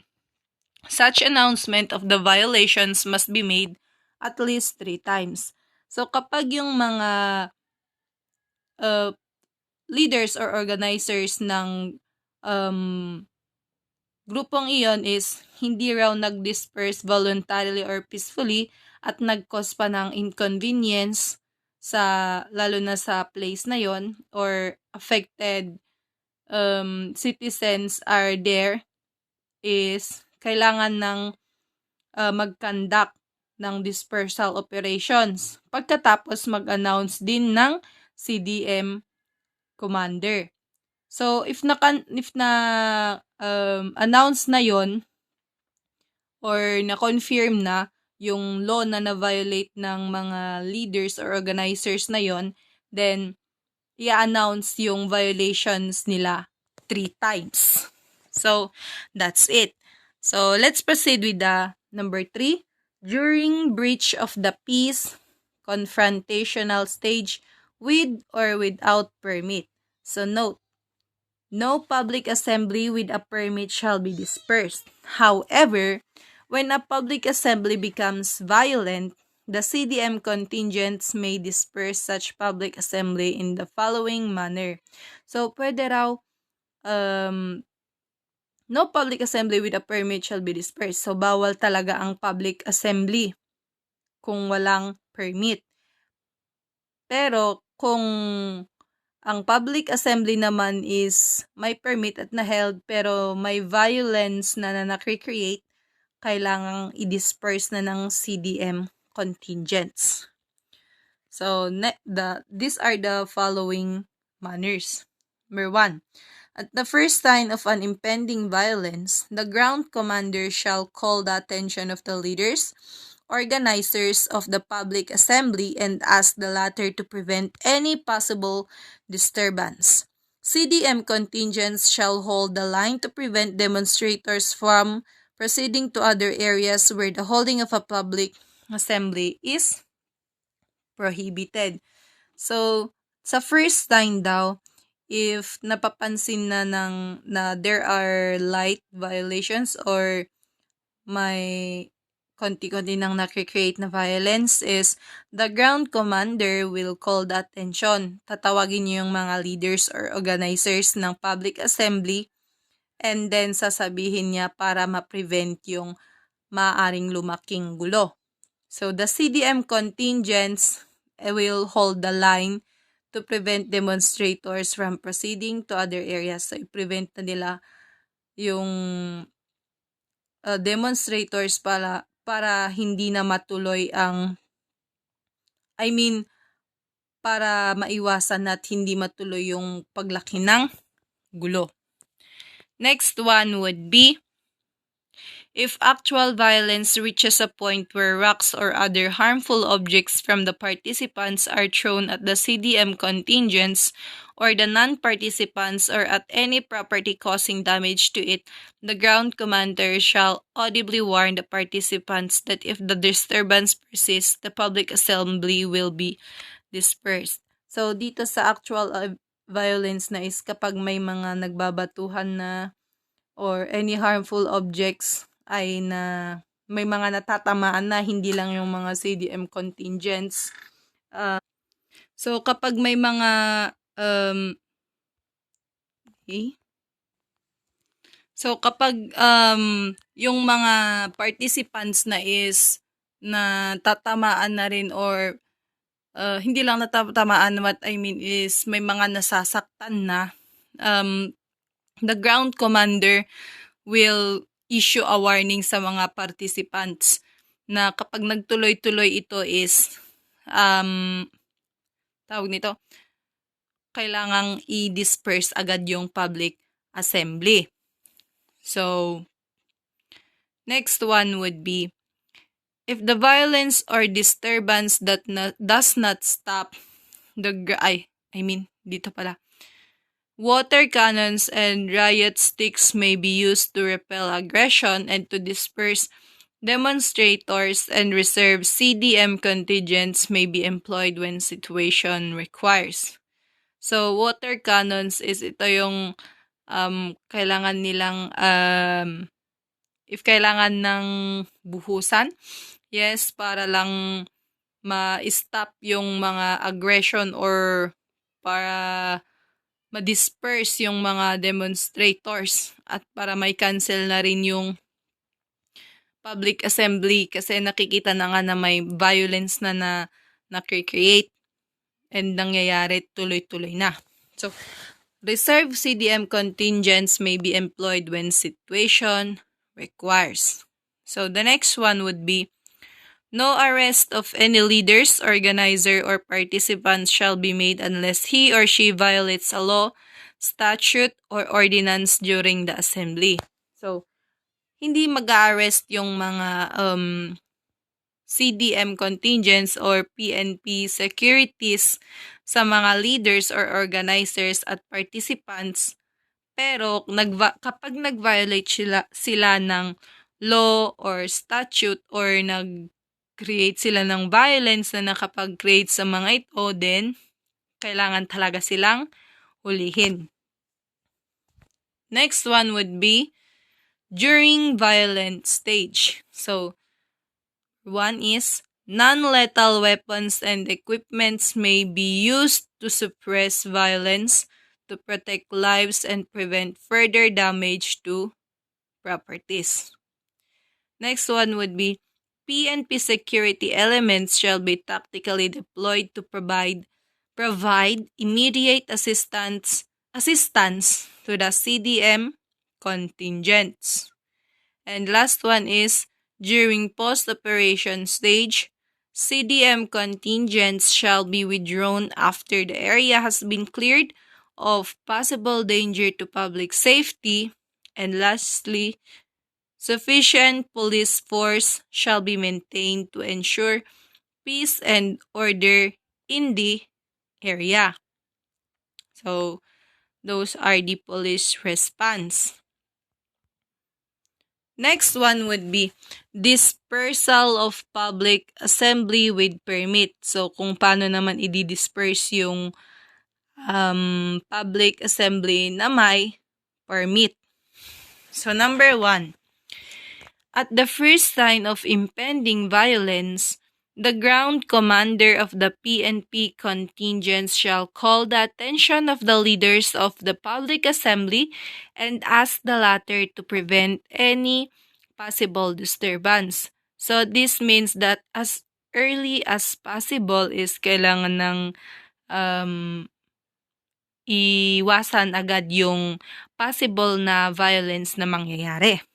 So next one would be if actual violence reaches a point when rocks or other harmful objects from the participants are thrown at the police officers or at the non-participants or at any property causing damage to it, the ground commander of the PNP contingents shall audibly warn the participants that if the disturbance persists, the public assembly will be dispersed. So, sa point na to, kapag nag-continue yung violence at may mga bato na, may mga harmful objects na nai-throw sa mga police officer at sa mga non-participants or nagkakos na ng damage sa kahit ano or kahit sino, yung ground commander ng PNP is magwa-warn sa mga participants na if magtutuloy-tuloy yun na mangyari is kailangang i-disperse yung public assembly.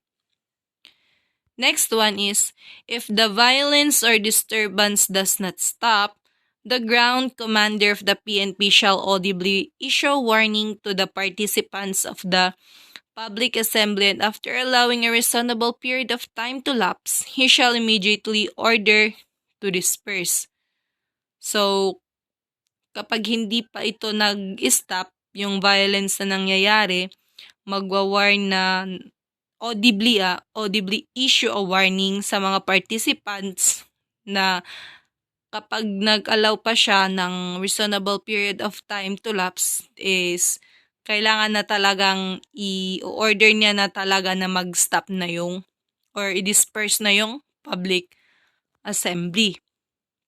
Next one is, no arrest of any leader, organizer, or participant shall be made unless he violates during the assembly of a law, statute, or ordinance. So, walang mahuhuli unless may na-violate.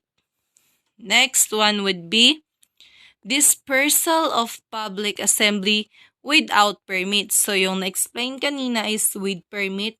Ito naman is without permit. So, note here that when the public assembly is held without a permit is required, the said public assembly may be peacefully dispersed. However, when the leader or organizers of public assembly can show an application permit duty filed at the office of the mayor, which has jurisdiction over the place where the rally will be held, at least 5 days prior to the intended activity, and the mayor did not act on the same, the grant of the permit being then presumed under the law, and it will be the burden of the authorities to show that there has been a denial of the application, in which case the rally may be peacefully dispersed following the procedure of maximum tolerance prescribed by the law. So, dito naman is yung kapag walang permit sa public assembly, kailangan namang i-require yon.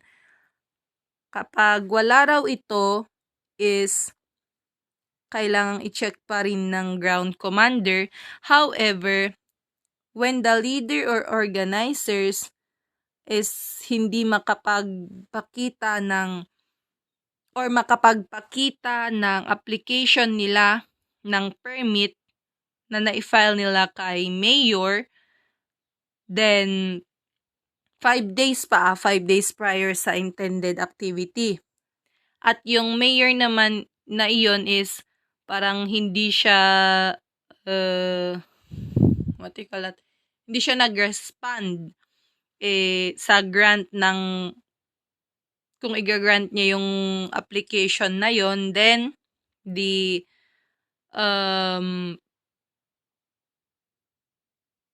then there will be a burden of the authorities to show that there has been a denial of the application. So, dito sa point ito is parang hindi pinayagan ng mayor. Then, dito na, the rally may be peacefully dispersed following the procedure of maximum tolerance. So, next would be the prohibited acts. Prohibited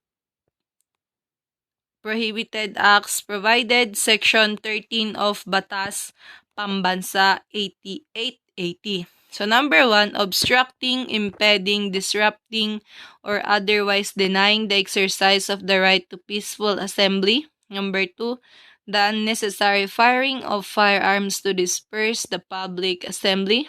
Number 3, acts in violation of paragraph D of this rule.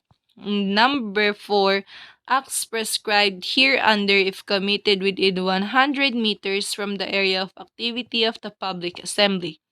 Letter A, the carrying of a deadly or offensive weapon or device such as firearm, pillbox, bomb, and the like. Letter B, the carrying of a bladed weapon. Letter C, the malicious burning of any object in the streets or thoroughfares. And letter D, the carrying of firearms by CMD contingents. Letter E, the interfering with or intentionally disturbing the holding of a public assembly by the use of a motor vehicle, its horns and loud sound systems. Letter F, the drinking of liquor or alcoholic beverages. And letter G, gambling of any kind. So those are the prohibited acts. Those are considered as the prohibited acts during a public assembly. Next one would be the guidelines in dealing with assemblies, rallies, demonstrations, and marches. So number 1, to ensure the protection, safety, and welfare of the public and demonstrators as well, the following must be observed. So letter A, confined assemblies in private property, churches, schools, etc. So number one, initiate the conduct of dialogue with the leaders. And number two, secure and maintain order within the perimeter. So kapag sa confined assemblies naman, gaya ng church or schools, kailangan mag-initiate ng dialogue yung mga CDM or ground commanders ng dialogue with the leaders or organizers para naman mag-usap sila kung ano yung maaaring mangyari sa activity na ito, and also to secure and maintain the order within the perimeter. So number two, confined assemblies in freedom parks. Kapag sa freedom parks naman, the same pa rin. Kailangang mag-initiate ng dialogue with the leaders or organizers, and then secure and contain the area within the limits of the permit to ensure the orderly and peaceful conduct of the assembly. So, dito is kailangan nilang mag-follow sa mga conditions na nailagay sa permit para ma-ensure yung order and peaceful sa public assembly na gaganap. Letter C, maintain assemblies in a private area. Kapag sa private area naman, so number one, initiate the conduct of dialogue pa rin with the leaders and organizers, and secure and maintain order within the perimeter pa rin. So, laging kailangan makipag-usap sa mga leaders or organizers para alam kung ano yung area na paggagawan ng public assembly, para alam kung ano yung dapat gawin. Yung limit ba, ganun na limit ng area, at alam kung ano yung bantayan ng mga CDM or PNP. Next one, secure. Ayun, para ma-secure and ma-maintain pa rin yung order within the perimeter. Next one is kapag sa marches and motorcades along the public thoroughfares. So number one, hindi pa rin nawawala yung pag-initiate ng dialogue sa mga leaders or organizers. Number two, request for the permit from the leaders or organizers if the local ordinance of the area requires one. So, kailangang ipakita pa rin nila yung permit nila na pinayagan sila na mag-held ng motorcades or marches. Lalo na pag tinatanong sila ng area na yon, yung napuntahan nila, yung mga tao sa area na yon. So number 3, enumerate the orderly and peaceful conduct of the marches and motorcades to ensure public safety and to prevent compromise of public convenience. So kailangang isulat nila yung pagka-sunod-sunod para mas peaceful and ma-prevent yung mga inconvenience. Next one is, there shall be always designated ground commander at the rally site. Kumbaga siya yung magiging leader ng mga CDM contingents and PNP officers para ma-check nila yung lalong-lalo na yung permit. Then number 3, if necessary, provide a medical team to extend assistance. And last, I'm sorry for the inconvenience.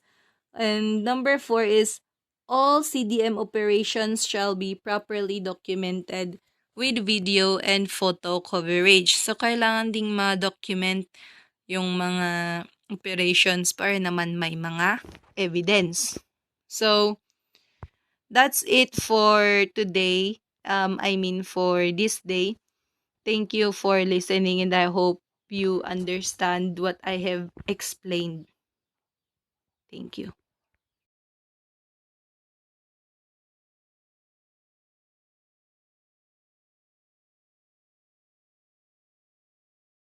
Good day everyone, I'm Laika Luis Andres Meneses from BS Criminology. Our subject is Law Enforcement Operations and Planning. My report is all about special police operations. Well, what is special police operations? It is include a high-risk checkpoint and roadblock operation, police assistance in the implementation of order from the court and other quasi-judicial bodies, security to major and special events, aircraft hijacking operations, visit, board, search and seizure of maritime vessels, and similar police operations that are conducted by people, units with specialized training on the peculiarity of the mission or purpose. In my own understanding, special police operation is another. The mission of the special operations is to support patrol operations by developing specialized tactics and deploying specially trained personnel in unusual situations and events related to the law enforcement. Well, what is the duty of special police operation? It is to assist district commanders in target, traffic enforcement, traffic control, accident investigation, and enforcement of public vehicle regulations, and coordinate with other authorities and organizational elements in relation to special events and potential disaster situations. Well, what we call they are the canine officers, SWAT operators, homicide investigators, and drug interdiction officers and other specialized police personnel. Well, this is the example pictures. We have here the target traffic enforcement first, and then the traffic control, and then accident investigation and enforcement of public vehicle regulations, and this, the fourth.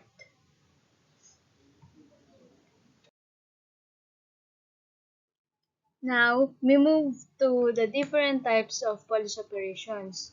They are we have the first police operational, using of parentheses engagement procedures. This is the general procedure, which is the rule 1, it is the police blatter. Rule 2, it is the inner units coordination. Rule 3, this is the basic requirements of police intervention, and so on. Next, we have here the criminal procedure investigations. Um, it is a progression of activities or steps moving from evidence gathering tasks to information analysis to theory development and validation to forming reasonable ground to believe and finally to the arrest and charge of a suspect. Third, we have here the human rights under tactical investigation or the interrogation. We have here the human rights under tactical investigation, which is the any person under investigation for the commission of an offense shall have the right to be informed of his right to remain silent and have competent and independent counsel, preferably of his own choice. Fourth, we have here the warrantless arrest practice of administrative detention. Uh, we have here the habeas corpus, which is shall extend any person to all cases of illegal confinement or detention by which any person is illegally deprived. Okay, what is the mission of special police operations? Well, their mission is to support patrol operations by developing specialized tactics and deploying specially trained personnel in unusual situations and events related to law enforcement. And then, what are the special police operation functions? Where there are many major police departments have special units to deal with organized crime, sex crime, domestic violence, drugs, canine tactics, and even public transportation. They are defined as the job duties, responsibilities, and activities that law enforcement agents complete in the field where they explore the aspects of police operations such as communication, patrolling, specialized police operations, and diversity challenges. Okay, may I include this following? International events is what we call important international years, which are participated by heads of the state or government, ministers, senior officials, and representatives in the public or private sectors, such as APEC and ASEAN. Second, we have here the national events, where they are being observed nationwide that require multi-agency collaboration, and events that within the boundaries of those countries, such as but not limited. We have here the example. We have the SONA of the President, Independence Day, Palarong Pambansa, Rizal Day, and Labor Day. For the local special events, these events in a particular area, a place that needs a whole of government approach but not limited, such as Panagbenga, Sinulog, at Ati-Atihan. Uh, this is the ASEAN, APEC, that is an example of international. Second, for the national events, we have here the Son of the President and the Palarong Pambansa.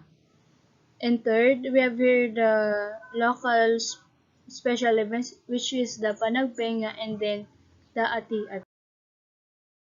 We have here the example of election. Uh, this event that to be approved by the officials and popular democratic exercise of rejection on constitutional initiative or law. And third, we have the presidential visit, which is the events that includes all visits and commitments of a president outside of the Malacanang place, which is they are roam around in the place of Malacanang. And third and fourth, we have the public assembly, which is a kind of crowded people, no distancing, such as mass gathering, march parade, and then the now we move here the creation of Joint Security Task Force, which is the STF or CIRF. We have here the STF commander shall supported the CIRF, which is the Critical Incident Response Force. STF is the Secretariat or Red Team, Border Control, Diplomatic Liaison Team, and PCTC Interpol. And we have here the MAC, the Multi-Agency Coordination Center. Second, we have here the during the planning phase, which is the responsibility of the TG commander to coordinate other agencies and unaffected governments, which designated on head of a particular sub-TGRTU. Third, we have here the national events, which is the PNP must offer adequate security coverage under the CPNP or the PNP, where it authorized representative at the national level. We have here the for elections, plebiscites or referendums, the establishment of COMELEC checkpoints for COMELEC issuance. Fifth, we have here the presidential units, which is the PNP or coordination with the president that provides all necessary safety. Next, we have here the procedures in the establishment and operation of multi-agency coordinating center. First, we have here the STF or the LESTF commander, which is must authorize or coordinate the event in organizing committee for the establishment of MAC or assisted by a battle captain who works 24/7. Next, we have here the MAC, which established the nearest strategic location where the event holds. Next, whether the PNP units and agencies must ensure the respective action officers and communicators to the MAC. Next, whether the battle captain that are in charge of supervising and interrogating the daily activities and operations at the. Now, we move to the procedures to the undertaken by the commander or the TG security. First, we have the sub-TG on heads of state, government, or security, which is 20, uh, they were protecting the VIPs 24/7. And the sub-TG on delegate security, which is they are focusing on the VIPs for their protection. Next, we have the sub-TG on technical capability and anti-intrusion, which is countermeasure techniques or the anti-intrusion system. For the sub-TG on the intel operations, they are the real-time intelligence, counterintelligence requirements needed before or during after the event. The procedures to be undertaken by the commander are the TGPs in order. We have here the sub-TG on air operations and degree, which is they are responsible for the detection of hostile aircraft and air defense capability. And the sub-TG on community relations, they are the strong mutually beneficial relationship with the community.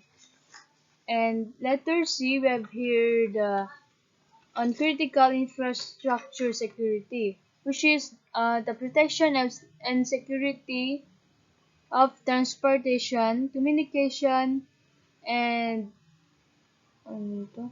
System and critical infrastructure. And then on cyber IT, which is a secured information and smooth operation of communications technology, information systems, and resources to support efficient and accessible IT services to both foreign and local delegates.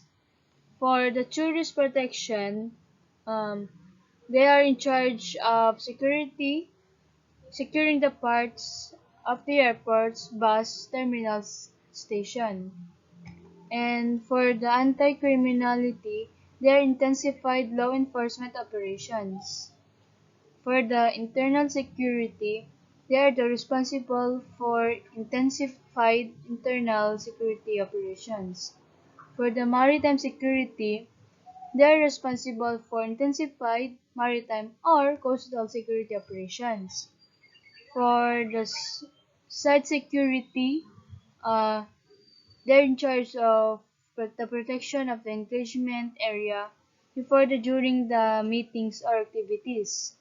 For the traffic management, there are efficient movement of conveys along the routes of the delegates. For the protection technical services, they are in charge of the bomb or the IED detection, controlled detonation, and disposal operations. Last but not the least, the public order. They are responsible for CDIM operations.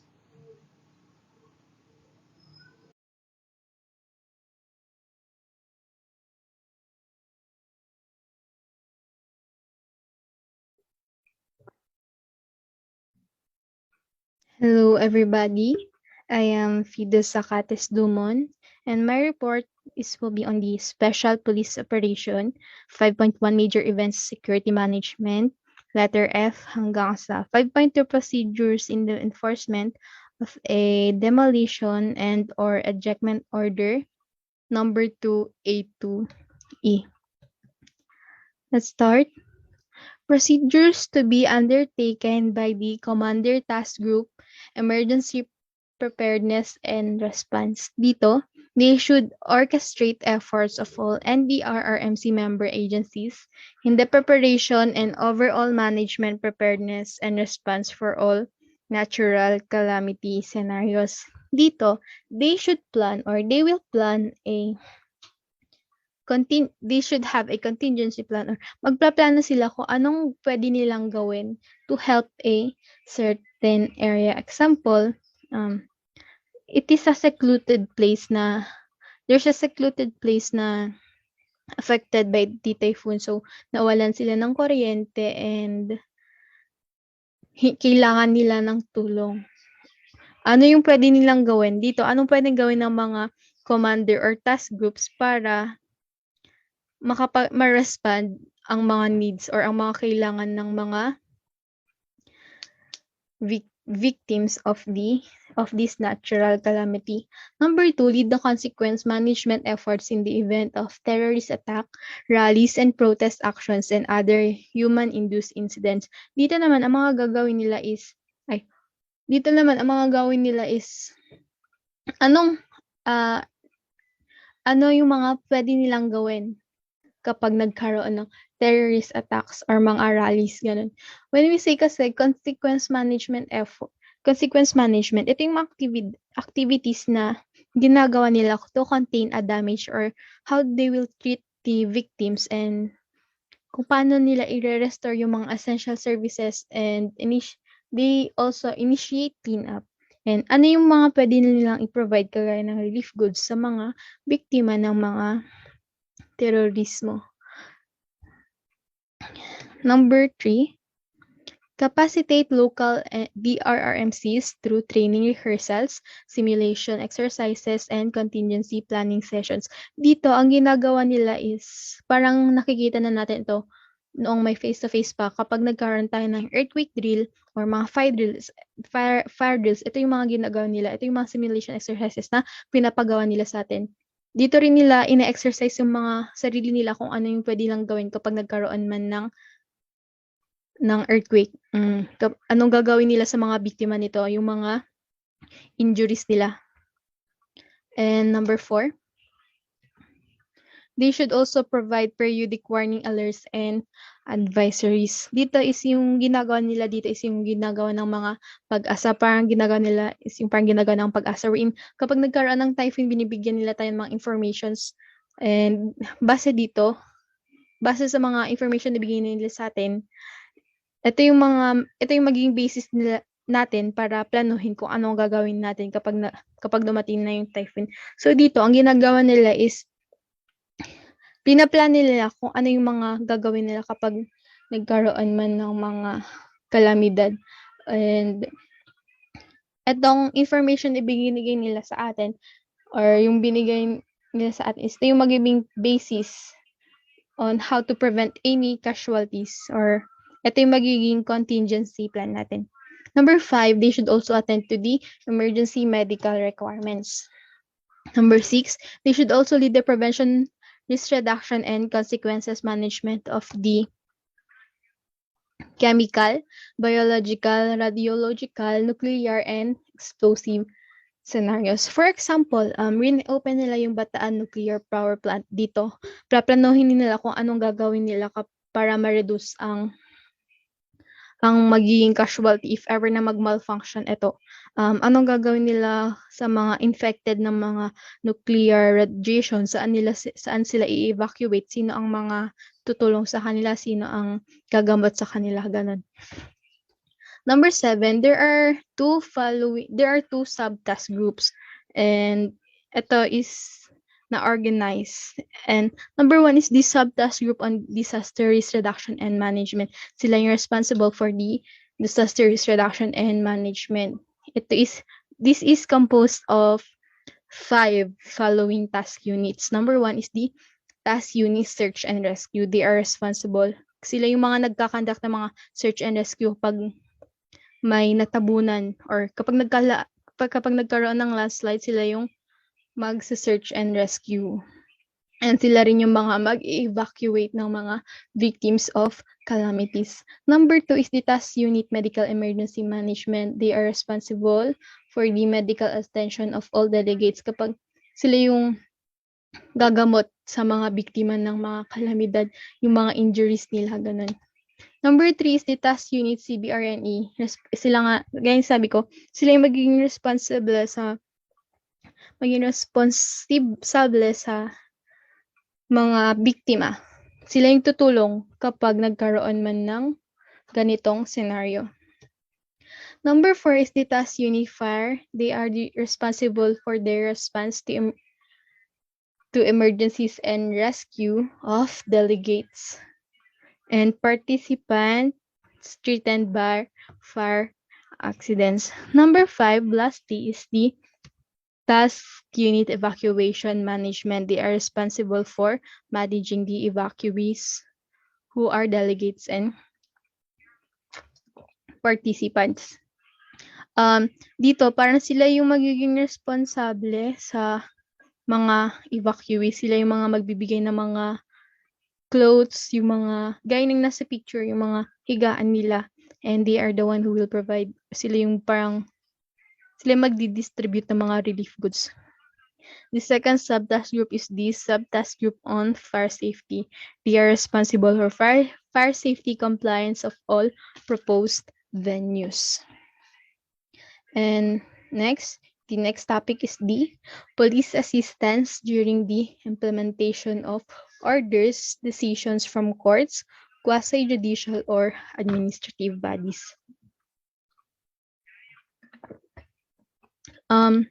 If the request for police assistance or yung request of police assistance is dapat ito ay isinasubmit sa Office of the CPNP. Kapag yung decision or yung order is i-transfer ng Supreme Court. Kapag naman yung final decision or order is i-transfer ng Regional Trial Court or the Municipal Trial Court, yung request ng police assistance is dapat isinabmit sa RD of the PRO na yung may jurisdiction sa area na kung saan ang kailangan ang police assistance. If the request for police assistance of quasi-judicial or administrative bodies, it shall be at ay sinasubmit rin sa Office of PNP regardless kung saan mo man kailangan ang police assistance. When you request for police assistance in the implementation of final decisions, orders, reads, this should be acted only upon the compliance of the following conditions. The request for police assistance is based on an order of the court, quasi-judicial or administrative bodies. Also, when the written request for police assistance is signed by the sheriff or equivalent officer in quasi-judicial or administrative bodies. Third is when this request is na-file mo for 5 working days before yung implementation. Hindi 3, hindi 2, 5. 5 working days before the implementation. Lastly, dapat original document ang iprepresenta mo. Kapag wala naman itong original document na to, pwede naman ang copy as long as it is authenticated by the clerk of court. During labor disputes naman, there are general policy and guidelines. A is the involvement of PNP personnel during strikes, lockouts, and labor disputes in general shall be limited to the maintenance of peace and order. Dapat nandun ka lang for peace and order. Number 2 is in case of actual violence, magre-responde ang police kahit walang written request. Kapag biglang nagkaroon ng riot, andyan agad yung mga police. Letter C, no PNP personnel shall be allowed to render police assistance kapag may relationships siya sa mga officials or leader ng other party. For example, yung mga rallyista, yung leader nila is biglang nag-cause ng riot and then tong leader nito is kakilala pala yung or kaibigan, close friend pala yung isang PNP personnel. So, etong leader na 'to na nag-cause ng riot, maaaring hindi siya huliin kasi nga kaibigan niya yung pulis na yun. Letter D, PNP personnel detailed as peacekeeping force in strike or lockout areas shall always wear the prescribed police uniform para naman makilala kung sino sila. And also letter E, they should always exercise maximum tolerance and always patient. They should always be patient sa mga nagrarally, both parties. Kapag naman nagkaroon na talaga ng riot or mag-start ng riot, mag-exert naman sila ng force only to repel the riot para hindi to repel an aggression. Letter F, the matter of determining whether a strike, picket, or lockout is legal or not should be left to DOLE and its appropriate agencies. Letter G, no personal escort shall be provided to any of the parties to the controversy unless upon written request from DOLE.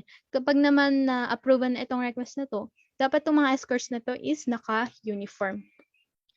Letter H is during the pendency of strike or lockout, the police personnel concerned are prohibited from socializing with any of the parties involved in the controversy. Kasi example, kapag nagkaroon man ng example, yung police assistant na police, yung isang PNP personnel is naging close friend na niya yung nasa isang party, yung isang example yung rallyista, naging close friend na sila. So parang yung rallyista na ito is kukunin yung loob ng police personnel nito para na rin makilhok sa strike or sa rally na iyon. Letter I, liaison shall be established and maintained with the representatives of DOLE. And itong liaison na to dapat para palagi may communication yung both parties para naman ma-maintain ang peace and order.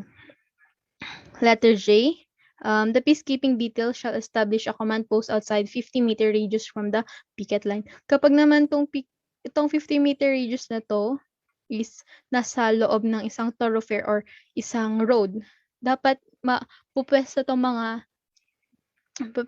mga PNP sa mga lugar kung saan okay lang silang pumesto doon sa malapit sa road as long as hindi nila naapektahan yung road flow or yung traffic flow. Number 2 is the applicable legal parameters.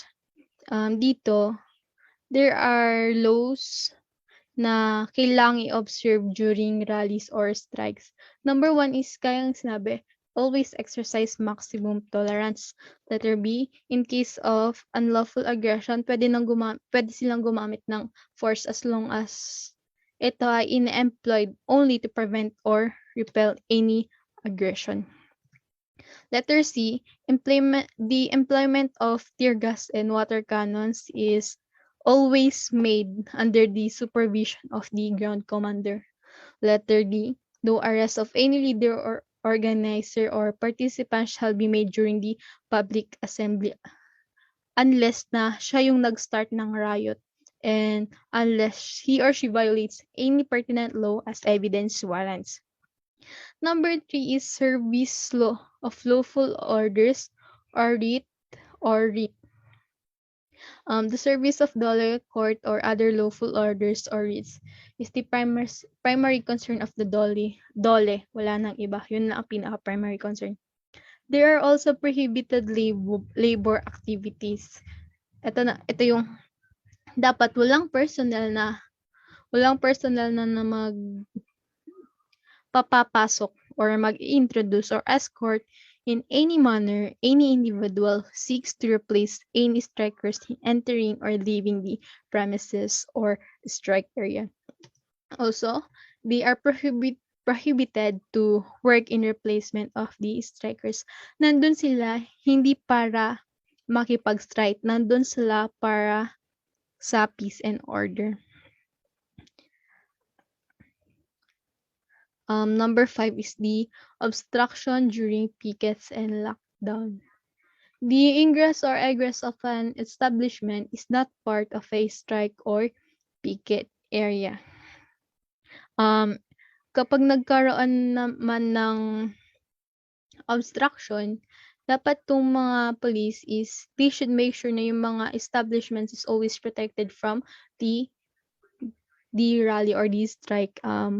PNP must always exert all peaceful means to clear the obstruction before resorting to crowd dispersal.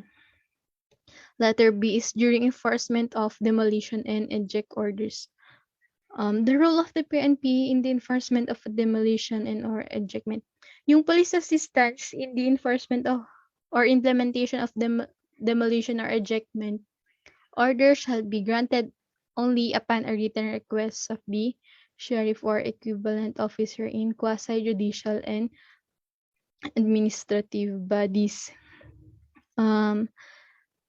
Itong police assistance na law, this should be coordinated with the concerned LCE before ito ma-enforce. Also, in no case shall a demolition involving informal settlers be affected without a pre-demolition conference.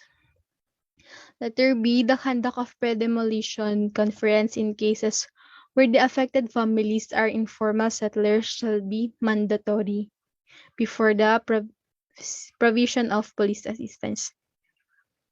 The duties of PNP personnel in any demolition or ejectment activity shall be limited to the maintenance of peace and order. Andun sila for peace and order and not to join the demolition team or any party. Letter D is the PNP personnel tasked to provide police assistance shall be in prescribed uniform during the actual demolition. They are only limited to occupy the first line of law enforcement and civil disturbance control. They should not also participate in any demolition of any structure. Number 2 is the procedures in the enforcement of demolition and or ejectment order. Dito, before sila um, before sila before sila tumulong to provide police assistance, they should always know the risk and threat. They should always conduct a risk and threat assessment para malaman nila kung sino ang mga aggressive doon sa area of demolition. Para malaman nila kung ano ang mga gagawin nila para maging ready sila kung ano man ang mangyari during the demolition. PNP personnel should be informed of the prevailing situations and their tasks. Parang sa number 1 rin lang para ma-inform sila. Number 3 or letter C, we should always strict in observing the human rights of both parties. Hindi dapat siguraduhin lang walang naaabuso sa pangyayari.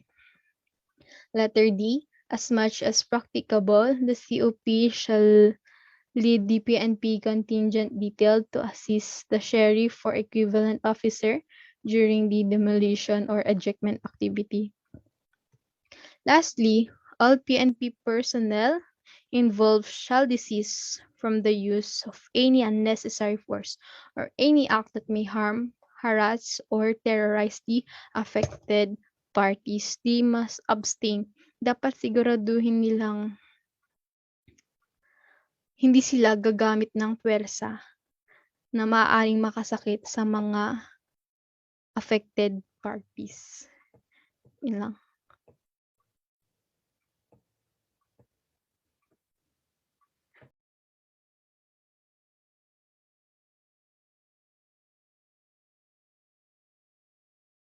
Okay, so good day everyone. I am Michelle Ann Pumunipal. Today I'm going to report about investigation operation. So here's my content. First one is conduct of crime scene investigation. Number 2 is specific functions, responsibilities, and procedure. Number 3, special SOCO procedure. Number 4, policy guidelines on processing of person. Number 5, release of the crime scene. And number 6 is maintenance of the bladder. Okay, so first one is crime scene investigation. So the CSI starts from the arrival of the PNP, first responders to the arrival of the duty investigator, IOC, and the SOCO LS team until the lifting of the security cordon and release of the crime scene. So if you are going or if we are going to investigate or to conduct a crime scene, we need a guide of process, like we need to recognize. So, ano nga ba ang i-recognize natin? So, syempre, the pieces of evidence to search and to collect. So, yun po. Next one is specific functions, responsibilities, and procedure. So, specific functions, responsibilities, and procedure. The following are the functions and responsibilities of investigators during the CSI or crime scene investigation, as well as the procedure to be observed. So, first one is first responder. So, ano nga ba ang gagawin ng first responder kapag siya yung una talagang nandun sa crime scene? So, siya ang unang pinaka-importante na maibabahagi natin as a first responder kung sakali? So, unang-una is we need to secure the crime scene. We need to install a police line. Kung wala naman is pwedeng straw, pwedeng ropes, or minsan pwede rin yung tao na. Okay. So in here, assess whether the situation still possess imminent danger and call for backup if necessary. And then, next one is immediately conduct a preliminary evaluation of the crime scene. This evaluation should include the scope of the incident, emergency service required scene safety concerns, administration of life-saving measures, and establishment of security and control of the scene. So, here kapag nakikita mo na may mga sugat, so, syempre, kailangan natin na pag nakikita pa natin na buhay sila, kailangan muna natin silang iligtas. So, next one is promptly inform the immediate commander of any updates of the situation. Next naman is save and preserve lives. So, ito nga po, by giving the necessary first aid measures to injured and their medical evacuation as necessary. They shall likewise secure and preserve the crime scene by cordoning of the scene area to prevent unauthorized entry of the person. Next one is take the dying declaration or statement severely injured persons. And next is make the initial assessment on the whether a crime has actually been committed and shall conduct the preliminary interview of person of interest and witness to determine what and how the crime scene was committed. Next is arrest the suspect if present in the area. And next is turn over the crime scene to the duty investigator or IOC upon his/her arrival after she has been briefed of the situation. The first responder shall prepare and submit the first responder's report to the IOC and assist him/her until the investigation is completed and temporarily turned over to the local chief of police for the continuance of crime scene security. So, dito naman po papasok ang investigator on case or IOC. So, una sa lahat, kailangan si first responder, kailangan niyang sabihin kay IOC or Investigation on Crime kung ano-ano ang mga bagay na nakita niya at saan-saan ito at kung ano pa ang pwede niyang ma-import tungkol sa krimen na nangyari. Then the IOC shall fully assume the responsibility of the crime scene incident. At ito namang si IOC natin ang siyang maghahari na at siya na ang maghahawak ng incident doon sa krimen na nangyari. So, make a thorough assessment of the crime scene based on the briefing of the first responder. Next is assume full control and responsibilities of the crime scene and conduct inquiry into the incident if necessary. The investigation might extend the search outside of the crime scene. So, dito na yung papasok yung request SOCO assistance from the PNP CL office through the situation. If required, if not, he/she may proceed with the CSI, ensuring observance of the procedures in the collection and preservation of evidence, and accomplishing CSI forms including person who entered the crime scene, significant person present at the vicinity of the crime scene, evidence log, crime scene sketch, and inventory of evidence collected.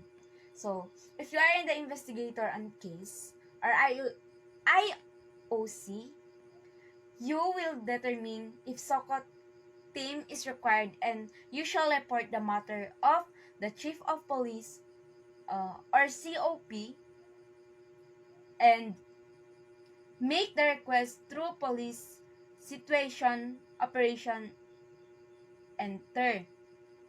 The police situation now will facilitate the request for the SOCO team. So, present the written request for the conduct of SOCO. To the SOCO team leader, the SOCO team shall not process the crime scene unless the request has been received, indicating the concerned police until shall remain and provide all the necessary security and support to the SOCO team during the whole process until the crime scene is released, and brief the SOCO team leader upon their arrival of the crime scene and jointly conduct a preliminary crime scene survey. So coordinate with the PNP Legal Service for filing of appropriate motion for release and disposition of submitted evidence after the case is dismissed at the prosecutors after of terminated or resolved by the court. So, next one is SOCO. So, SOCO respond only upon request through the operation enter and after the investigation on case has already made the proper assessment of the crime scene. The SOCO team shall not join any operations conducted by the local police or accompany the first responder or the IOC or investigation on case in going to the crime scene. So next one is conduct SOCO upon receipt of the request from the concerned police unit. Next is turn over the crime scene to the investigation on case or chief of police for security or the area. In case the SOCO team temporarily suspends the processing, the chief of police shall be primarily responsible and accountable for securing the crime scene and ensuring its integrity. So until the return of SOCO team and the conclusion of the CSI, perform the final crime scene survey together the IOC or investigation on case, and thereafter provide the IOC or investigation on case the initial result of the crime scene and processing. And accomplish the inventory of evidence collected from the form accomplish the inventory of evidence and collected form and furnish the IOC of copies of the same before leaving the crime scene. So present a written request to the conduct of SOCO to the SOCO team leader. So the SOCO team shall not process the crime scene unless the request has been received, indicating the concerned police and unit shall remain and provide all necessary security and support to the SOCO team during the whole process until after the crime scene is released, and brief the SOCO team leader upon their arrival at the crime scene and jointly conduct the preliminary crime scene survey. So, F is coordinated the PNP legal service for the filing of appropriate motion of the release and disposition of submitted evidence after the case is submitted at the procedure or prosecutor's office or terminated or resolved by the court. So, here, pag na-aprobaran na yung request, dadating na yung SOCO team or the scene of crime operation, and they will not and shall not enter crime scene area to conduct crime scene processing unless otherwise they or you submitted to them the written letter request, and you and SOCO team will jointly conduct the preliminary the crime scene survey. So, okay, so next one is SOCO. So, respond only upon request through the operations center, and after the investigation on case has already made the proper assessment of the crime scene.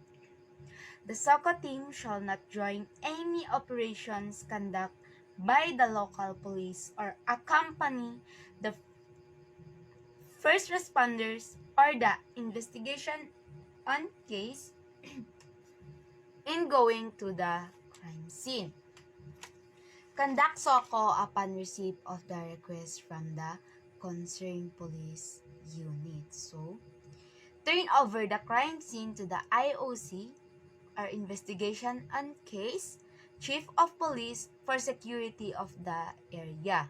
In case the SOCO team temporarily suspend the processing, the COP or chief of police shall be primarily responsible and accountable for the securing and the crime scene and ensuring its integrity until return of SOCO team and the conclusion of the crime scene investigation. Next is perform the final scene survey together with the investigation on case, and thereafter provide the IOC the initial results of the crime scene processing and the inventory of evidence collected form and furnish the IOC of copies of the same before leaving the crime scene. So, about pala dito sa SOCO team is, kahit flooded ang area at rainy season, the SOCO personnel or SOCO team will still continue to process the area. So, lahat yan ay dire-diretso lang, pero isa-cite yan sa kung ano ang or kung ano yung condition doon sa narrative description of the case. Basta ilalagay ang weather condition. Yun po.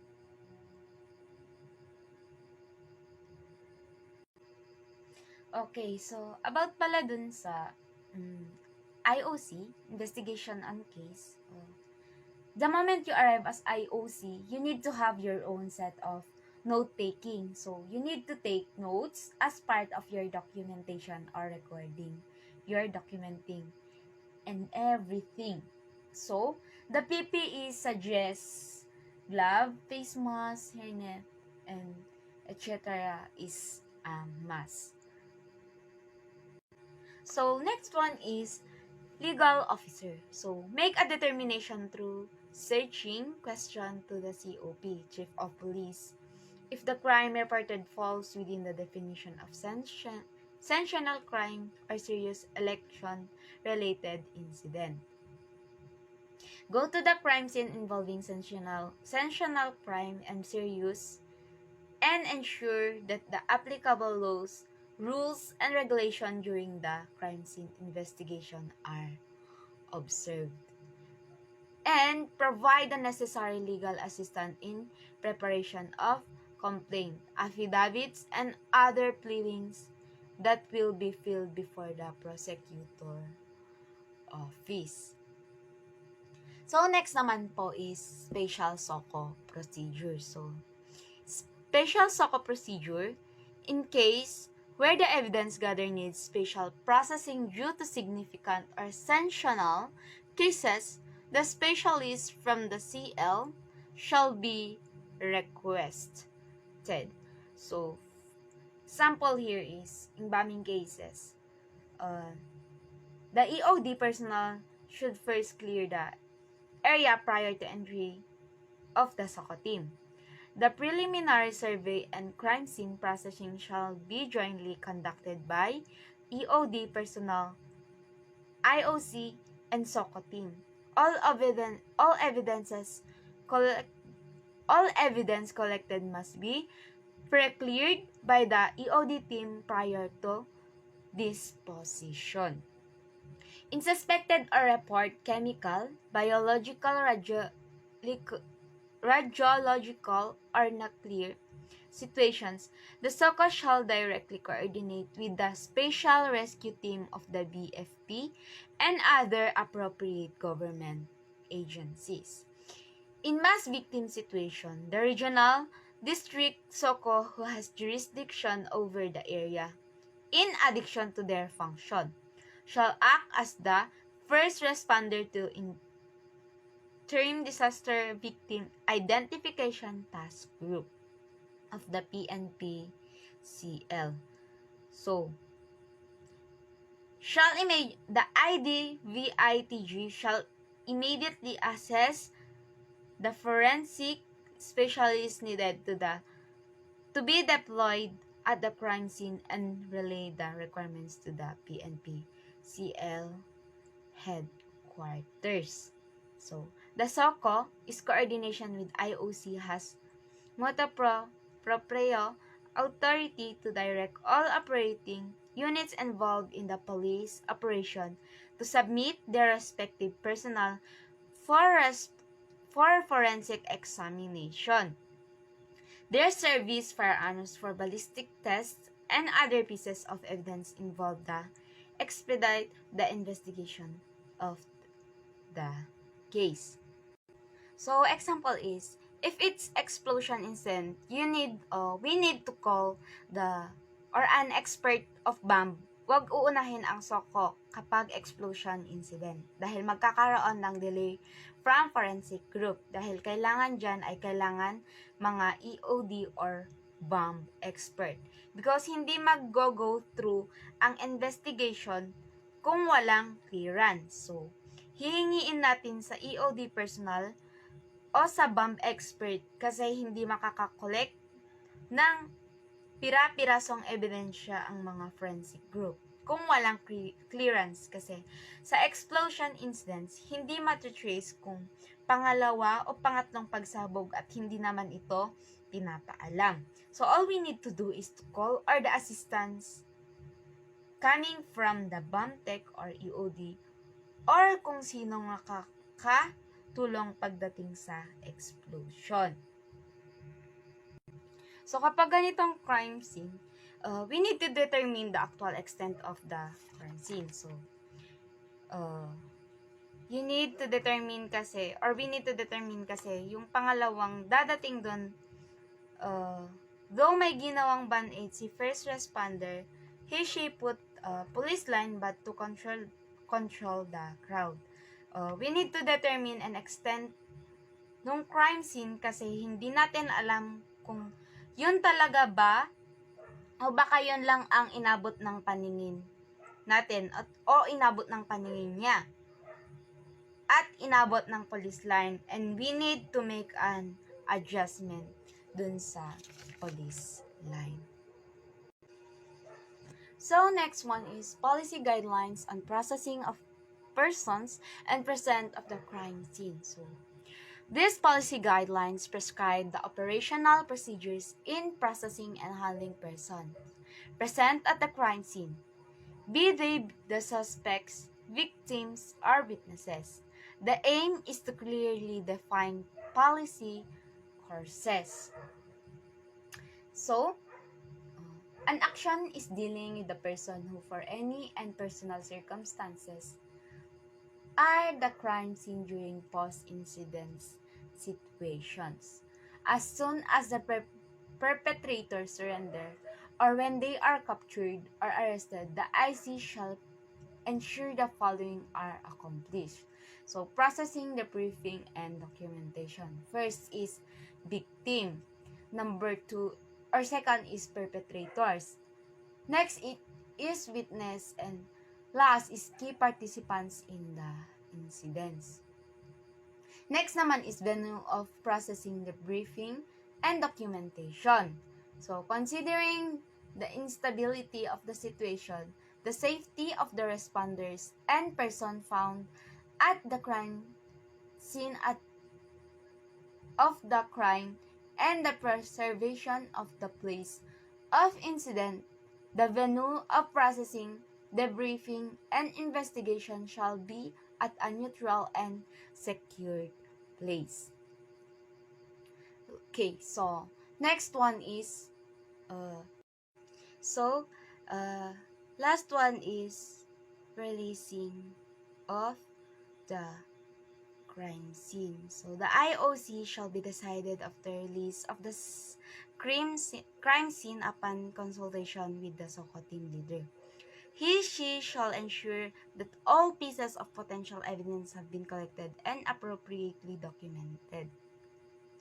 Any re-entry of the IOC or other investigative units into the crime scene after its release to the owner will require a search warrant issued by the court. So, the IOC shall accomplish the IOC investigator CSI form before the cordon shall be lifted. So, the IOC or the COP shall turn over the crime scene to the owner of the property or where the crime scene is a public place to any local person in authority using the release of the crime scene.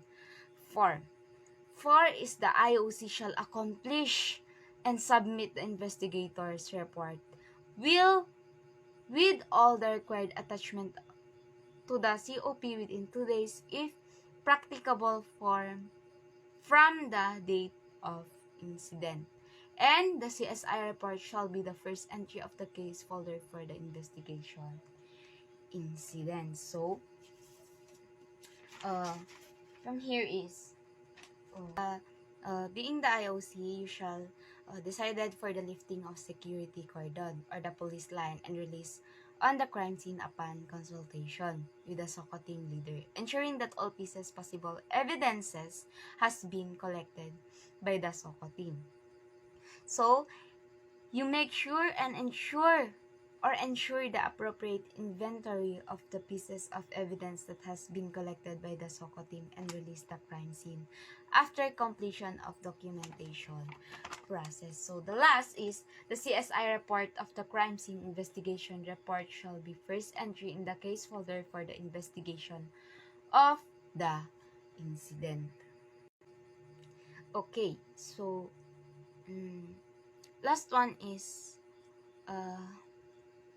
maintenance of police blotter. So, police blotter, each PNP operating in its station shall maintain 2 separate police blotters. So, first one is blue blotter. So, contains the daily registry of all crime incident reports, official summaries of arrests, and other significant events reported in a police station unit And number 2 is pink blotter. Contains the daily registry of the crime incident reports involving violence against women and children, trafficking and person, and other gender-based violence such as those provided in the PNP policies and Philippine laws. And next one is blotter procedure. So, blotter procedure is a crime incident, arrest, or events. Activities shall be recorded in the blotter book by the DO. If the report is a crime incident as verified by the DI, he or she shall accomplish the incident record form using crime information reporting and analysis system, from which the entry in the blotter book shall be extracted from if the incident falls under the jurisdiction of the Katarungan Pambarangay. It shall be recorded but indicated in disposition as referred to barangay. And if the crime incident involves children in conflict with the law, always use AKA or aliases when writing entries to blue blatter. So that's all, and thank you.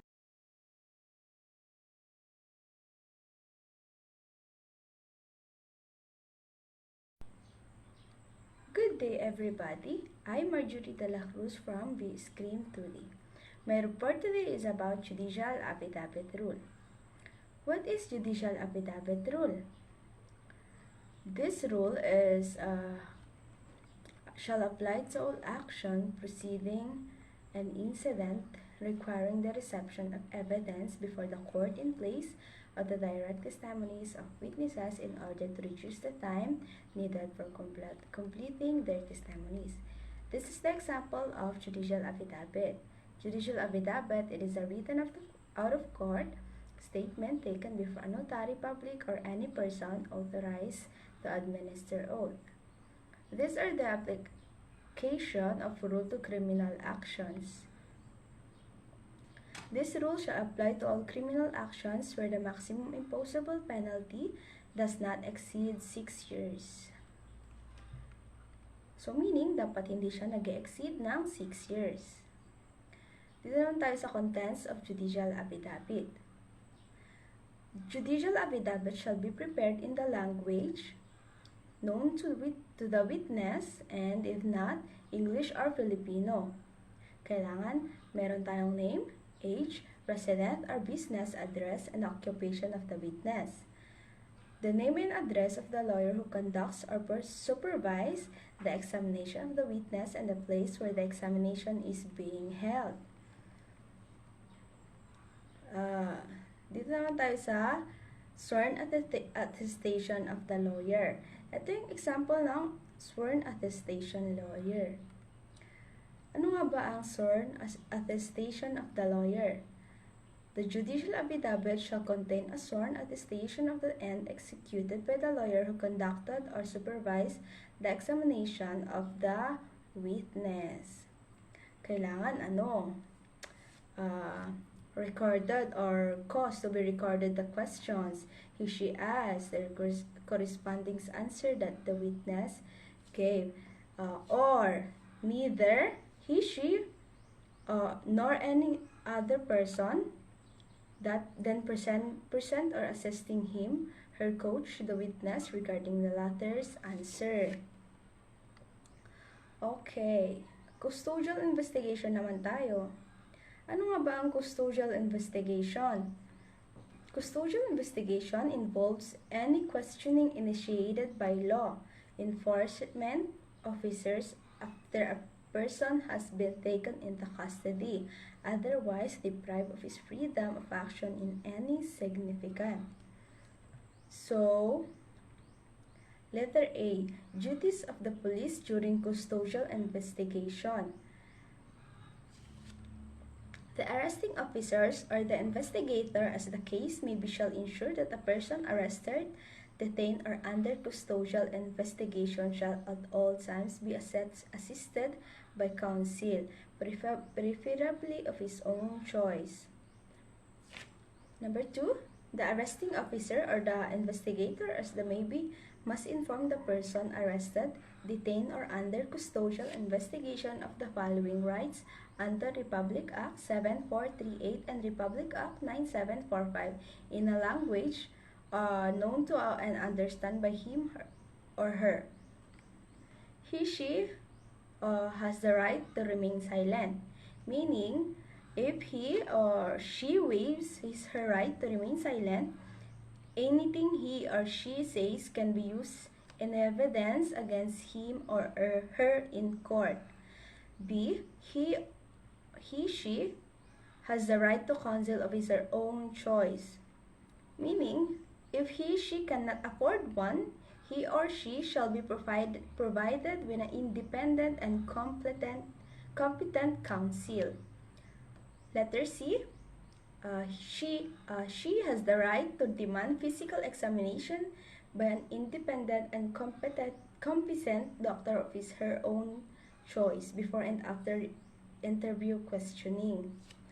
Sa D naman tayo, the state shall endeavor to provide him or her with psychological evaluation if available under the circumstances. She, including immediately family, have the right to immediate access to proper and adequate medical treatment, and he or she has the right to be informed of such rights. Number 3 tayo, if the person arrested or detained or under custodial investigation opted to give a sworn statement. Number 4 tayo, the arresting officer must ensure that before the sworn statement is signed or tab marked, if there is inability to read and to write, the document shall be read and adequately explained to the person arrested, detained, or under custodial investigation by his or her counsel of choice. Next tayo, number 5, the arresting officer or the investigator. Number 6 naman tayo, the arresting officer or the investigator, as the case may be, must under established regulations allow the person arrested, detained, or under custodial investigation visits by or conference with any member of his immediate family. Dito sa persons under policy custody, the following are the policies in the admission, visits, transfer, and release of persons under police custody. Memorandum Circular 2018-027. Ito yung mga policies and procedures in the admissions. Ito, kailangan detained, admitted, and PNP custodial facilities, gaya ng accused covered by a warrant of arrest or a commitment order issued by the court, and arrested suspect who are under custodial investigation. However, under no circumstances should the arrested suspect under custodial investigation be held in custodial facilities beyond the prescribed reglementary period unless while in custody appropriate charges have been filed and commitment orders has been issued by the court. So, requirements for admission. In situation where the arresting police unit has no existing custodial facility, they may request admission of PUPC to another police unit. They provided and submitted the following mandatory requirements. Kailangan dito ng request for custody or commitment order, proof of medical examination or medical certificate of the PUPC, and case folder of the PUPC containing, among others, the accomplished booking sheet. So, number 3 tayo, segregation of PUPC. Segregation according to gender and classification of crimes committed by PUPC shall be observed. Number 4 tayo, visitation. Visitorial rights of PUPC shall be subject to the following conditions. Ito, kailangan security rules and regulations of the facilities such as not limited to the number of visitors at any given time. Number 2, not wearing of similar color with a PUPC uniform, and prohibition on the use or possession of camera, video equipment, cellular phone, and similar devices. Sa number 5 tayo, transfer of custody. Upon a receipt of the commitment order from the court, the chief custodial facility shall coordinate with the issuing court to ascertain the validity of the order. Upon confirmation, he/she must coordinate with the receiving detention facility for the immediate transfer of custody and prior to the transfer. So, last but not the least, release. So, dito sa release, the chief, the custodial facility shall be the sole approving authority in releasing the PUPC. Upon receipt of the release order from the court, the chief custodial facility shall coordinate with the issuing court to ascertain the validity of the order. Upon confirmation, he/she must coordinate with the arresting unit if there are other legal impediments to the release. Pangatlo, the chief custodial facility shall likewise check from the PNP warrant system to determine if the PUPC to be released has other pending warrants of arrest. Letter D, if there are valid grounds for continuous detention, the chief custodial shall inform and coordinate with the court. Prior to the official release, he/she must undergo another medical examination at any PNP Health Service unit. And last, the chief custodial facility shall coordinate with the arresting officer for the release of all properties seized from the PUPC except for those items still being used as evidence and those forfeited in favor of the government. Dito tayo sa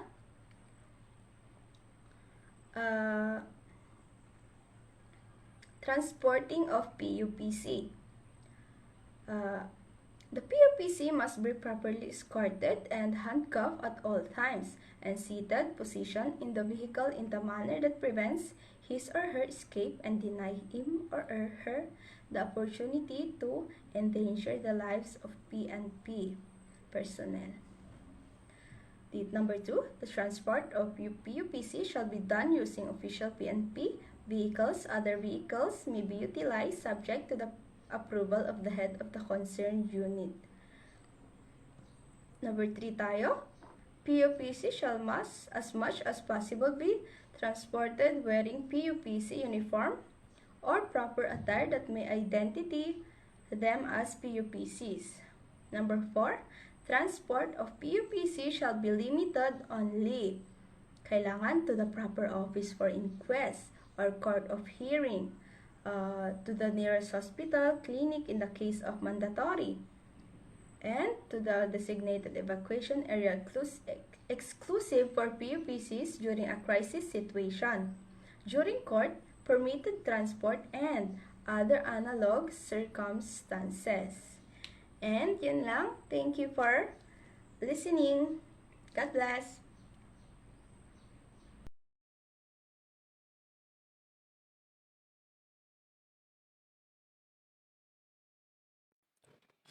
Okay, so hello again. Welcome to our subject on law enforcement operations. And I am Criseldo Camol from Section 2D. So we will be talking about investigation operations. So I will discuss the topic, instituting criminal actions. So let's begin. We have here inquest procedures. The inquest proceedings shall commence upon the presentation of arrested person unless his or her absence is justified, and witness or witnesses by the police officer shall submit the following documents: the case referral signed by the chief of office. Next is the affidavit of arrest. So itong affidavit of arrest, it is generally filled out by the arresting officer and states the facts and circumstances surrounding an arrest. And we have here statement of the complainants. Next, the affidavit of the witness, if any. And lastly, other supporting evidence gathered by law enforcement authorities during their investigation of the criminal incident involving the arrested person. And we have here the number 2. The investigator shall ensure that the documents to be presented during the inquest proceedings shall comply with the guidelines and procedures provided in the existing investigation manuals and procedures, including but not limited to rules on the use of body-worn cameras in the execution of warrants and warrantless arrest. So dito sa body-worn cameras, yung may camera ka to record yung execution of warrants and the warrantless arrest. Letter B, we have here the PNP Criminal Investigation Manual 2011 and the DOJ or Department of Justice and PDEA, PNP Unified Manual in the Investigation and Prosecution of Anti-Illegal Drug Cases 2021. And the Murder or Homicide Investigation Manual, the Revised Standards Operating Procedure, the Trafficking in Person Investigation Manual 2017. We have here the Manual in Handling Children at Risk and Children in Conflict with the Law, and Women and Children Protection Desk Investigators Manual. And next, we will go to the Waves of Rights. So, waive of rights, the inquest shall proceed unless the arrested person opts for a preliminary investigation by executing the required waiver of rights under Article 125 of the RPC. RPC or it is main revised penal code. So dito sa Article 125, yung nilalaman is that it is signed by the arrested person, so he can avail of a preliminary investigation allows the authorities to detain a person arrested without a warrant beyond periods specified under Article 125, within which they are required to deliver a person arrested without warrant to the proper judicial authorities. So, yan yung nilalaman ng Article 125 of the Revised Penal Code. Next, we have here the preliminary investigation and direct filing. This is an inquiry or proceeding to determine whether there is sufficient ground to endanger a well-founded belief that a crime has been committed and the respondent is probably guilty thereof and should be held for trial. So dito, it means daw that that a crime has been committed and yung respondent is probably guilty, yung guilty daw siya or magiging suspect yung respondent and thereof it should be held for trial. May investigate siya. That's for the preliminary investigation and direct filing. It is required to be conducted by the provincial or city prosecutors and their assistants, the national and regional state prosecutors, and other officers as may be authorized by law before the filing of a complaint or information for an offense where the penalty prescribed by law is at least 4 years, 2 months, and 1 day without regard to the fine. Next is the direct filing. For all the offenses where preliminary investigation is not required, the concerned investigator may file the complaint directly with the municipal trial courts and municipal circuit trial courts, or the complaint with the office of the prosecutor. That's for the direct filing. In Manila and other chartered cities, the complaint shall be filed with the office of the prosecutor unless otherwise provided in their charters.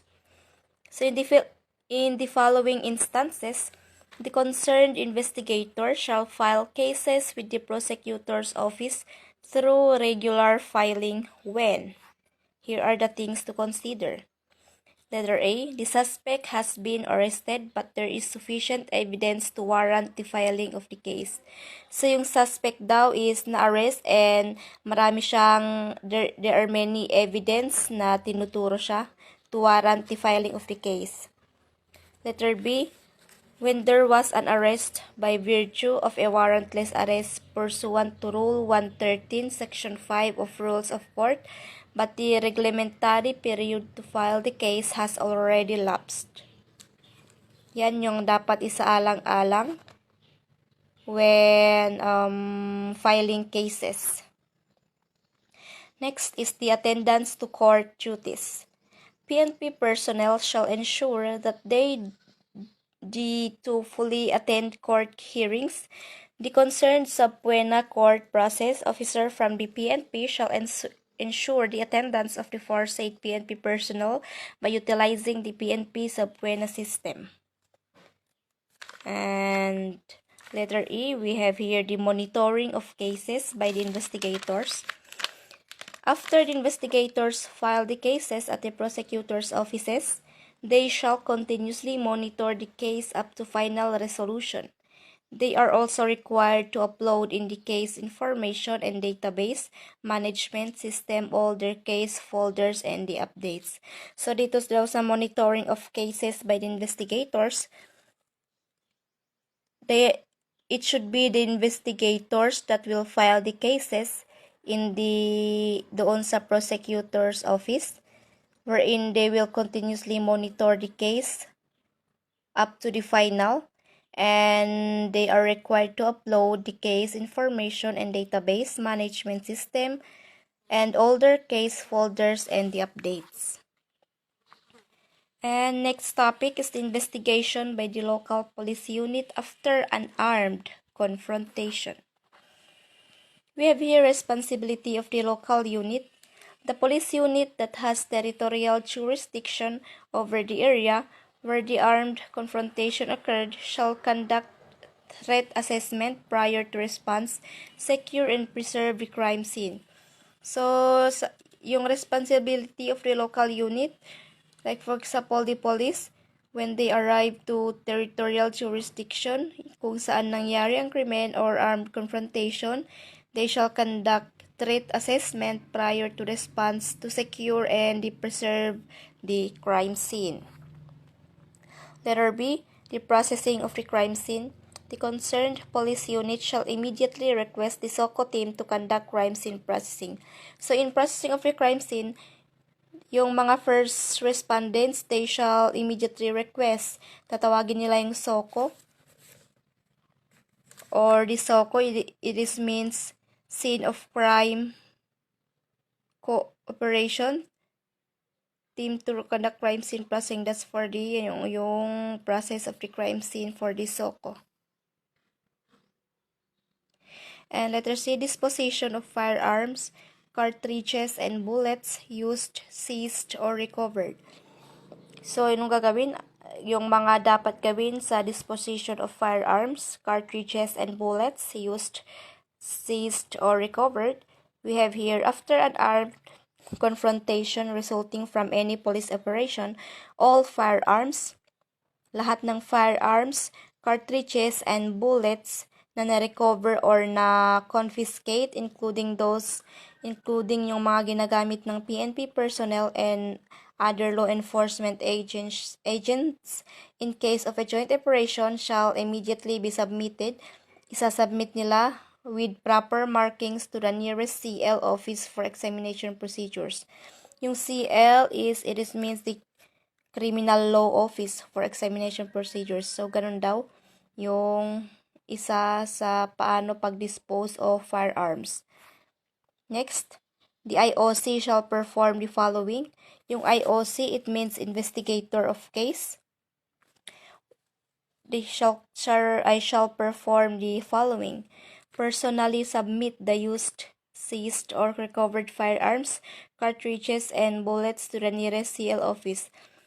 So dito sa yung investigator of a case, yung dapat daw personally siya yung magsasubmit sa mga na-recovered na firearms, cartridges, and bullets doon sa nearest criminal law office.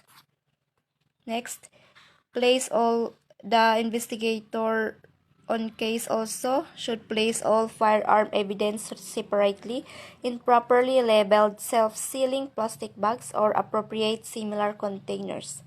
Next, they shall submit the photo of the firearm and the receipt issued by the nearest CL office for the said firearms or cartridges, and request for subpoena addressed to the firearms evidence custodian of the CL office to present the firearms, cartridges, and bullets if their physical submission is required. And letter D, we have here the disposition of other evidence used, seized, or recovered. If there are explosives found after an armed confrontation, the operating unit shall seek the assistance of EODT. So what is this EODT? It means the disposal units from uniformed service and other law enforcement. So, other evidence intended for examination in the absence of SOCO, kapag wala daw yung SOCO, it shall be properly marked and turned over to the CL office or other concerned PNP units. And we have here the procedures to be followed in case person died. So, ano yung mga dapat gawin in case person died? So, in cases of armed confrontation resulting in the death of suspect, so, ganun kapag may enkwentro and namatay yung suspect or victims or PNP personnel or other law enforcement agents, the location where the incident occurred shall be treated as a crime scene and the procedures in the conduct of ICSI provided in the Rule 6.1 of this POP shall be followed. So, ito is the IAS or the Internal Affairs Service shall also conduct motu proprio automatic investigation of incidents that resulted in the death of suspects or victims. So, yan lamang po ang aking mai-report and thank you.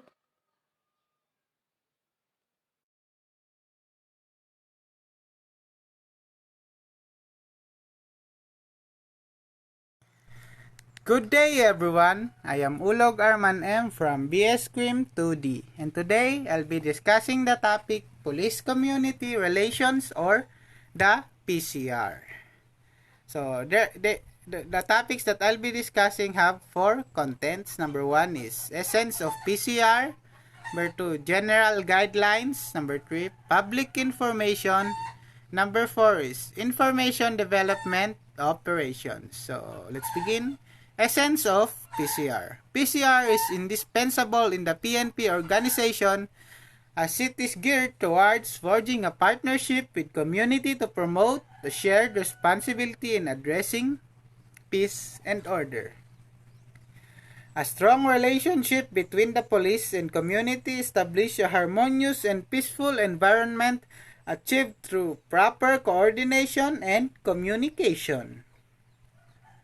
PCR showcases its significance as being the first among equal in the quad concept of police operations because it fosters an environment conducive for effective crime prevention and solution efforts including other police activities.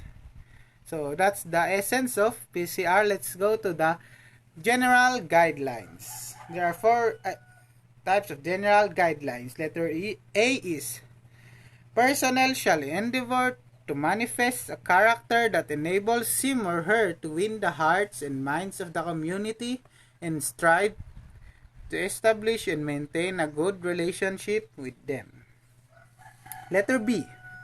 PCR activities shall aim towards addressing the various concerns on peace and order and public safety in the community. The proper conduct of PCR activities is essential in maintaining a positive public perception. Letter C. The community shall be informed on the PNP community-based programs and activities to gain support and address information gaps. And lastly, the PNP awareness, organization, and mobilization efforts shall take into consideration the prevailing in the community. So, Next one is public information. This refers to the dissemination of information that may be of interest to the general public about policies, procedures, advisories, and events involving the PNP or other newsworthy accomplishments that are clear for release. There are 4 types of public information. The first one is protocols in releasing information prior to the sharing of information. So, the following shall be performed. There are 3 types. Number 1 is validate the accuracy and timeliness of information. Number 2, seek approval to the unit commander or head of office, authorized representative who shall ensure that the information is A. Intended to empower and educate the community, B. To purpose to the community safety and security to encourage them to participate in an information chain that reduces fear and eliminate the prevalence of crime. Letter C is respectful of the privacy and dignity of an individual, particularly the victim of crime, and not prejudicial to the safety and security of the state or an individual. And the last one is, number 3 is, release information only by the authorized personnel through official channels, maximizing the use of TRIM. So, next one is letter B, Media Relations Protocol. There are 5 types. Number 1 is observe courtesy and proper decorum and avoid arguments. Number 2, never give an official or classified information in cases when information may not be disclosed to the media. The basis such shall be fully, courteously explained. Number 3 is press statements and PNP media lines shall be consistent with establishing facts. Number 4 is suspects or arrested for any violation of the law shall in no case be presented in firing line during press briefing. And last is all requests for information shall be in consonance with the People's Freedom of Information Manual. And next is media relations during crisis. The Crisis Communication Action Team shall be activated at the appropriate level to provide crisis communication strategies, to manage issues with negative impact on the PNP, and to inform the public to avoid fear and confusion of ongoing critical development. It utilize protocols for effective communication, particularly during a major threat or incident, to keep the community safe and secure. The CCAT shall support the designated public information or the PIO of established CIMTG at all levels and shall be guided by the following. Number 1 is the CCAT in coordination with the IC is the only authorized group to release information to the media through the designated PIO of the CIMTG. Number 2 is media shall be prohibited to cover actual police operations during human-induced crises such as but not limited to the hostage situations or any similar incidents. That's media relations during crisis. Next is social media protocols. These are policies that guide PNP personnel in using the social media, particularly in sharing information. It promotes response uses of social media and ensures that PNP policies and laws of the state are observed. Social media posting of information shall adhere the following. Number 1 is ensure that posts shall be based on facts. Number 2, ensure that posts are approved by the social network supervisor and the social media officer. Number 3, ensure that classified matters or information about the PNP organization are not published, and ensure that posts on personal circumstances, tasks, and projects shall neither compromise or any operation nor endanger the lives of personnel and stakeholders. That's the social media protocol. So let's proceed to the information development operations. It is the development and application of means to influence the perception and decision making of a specific target audience in support to the strategic communication of the government. So there's letter A is three classifications of IDO. So number one is offensive, which is the conduct of proactive measures or anticipated or emerging issues before it becomes a crisis. Number two, defensive, which refers to controlling the crisis or situation from scaling. And lastly, extensive, which is a day-to-day routine of crafting and developing products that convey a strong message in form of visual aids such as memes, infographics, infomercial, and printed materials derived from facts and plain news. So let's proceed to letter B. Strategic communication. The following are guidelines in carrying the strategic communication. Number one is the PNP unit shall have trained police community affairs and development officers to lead in carrying out the PCAD or the police community affairs development activities and efforts. Number two is strategic communication plans and activities shall be developed with achievable or measurable and time-bound content. Number 3 is strategic communication shall be crafted in order to affect positively the thinking faculties and eventually the behaviors of purposely predetermined TA. And lastly is that shall be classified as either internal or external to the PNP. This will aid the strategic communication crafters to approximately identify their plans of actions as well as the useful tools. So I think that's all.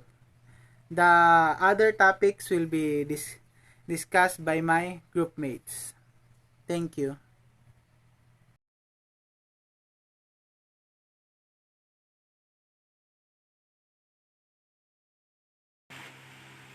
Police Community Affairs and Development.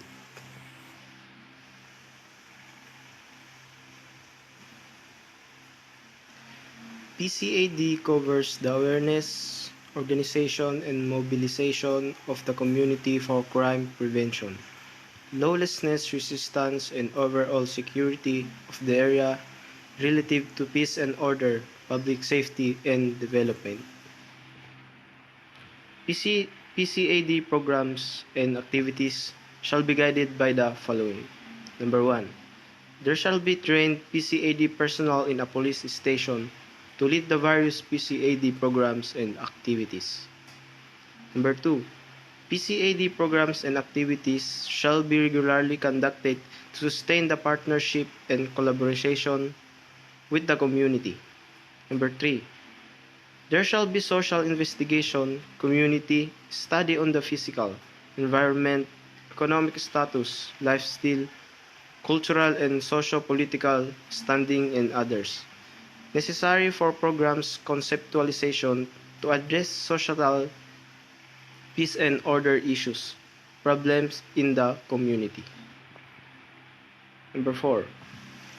There shall be coordination, collaboration, and cooperation with the concerned government agencies, NGOs, and stakeholders in the conduct of various PCAD programs and activities.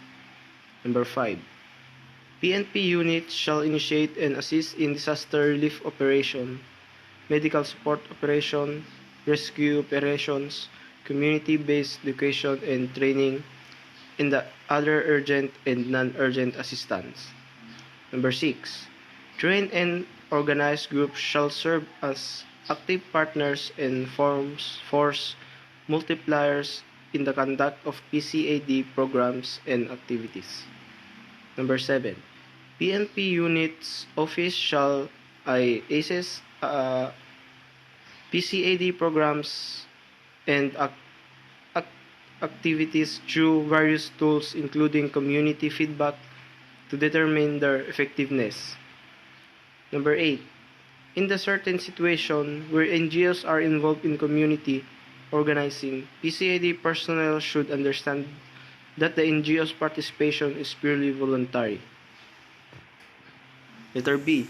Community engagement and awareness procedures.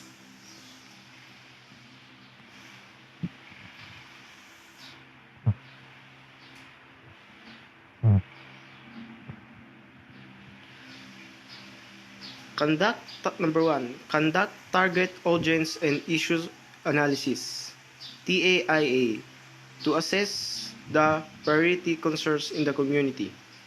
Number 2. Coordinate and collaborate with the barangay officials and other community leaders before the conduct of information dissemination drives to the identified TAs. Number 3. Serve as lecturer resource speaker during community engagement and awareness activities. And number 4, sustain the conduct of community engagement and awareness activities. Letter C. Community organizing procedures. Number 1. Prepare a database list of people in the community and their significant roles. Number 2. Engage the community through seminar, lecture, pulong-pulong, ugnayan sa barangay, and other information dissemination drives. Number 3. Form core groups and identify potential contacts and leaders in each target's community sector to determine their concerns. Number 4. Conduct through validation and verification of intentions and requirements for accreditation of sectoral groups and other entities. Number 5. Conduct community sector selection to determine and assess what programs and activities are feasible. Number 6.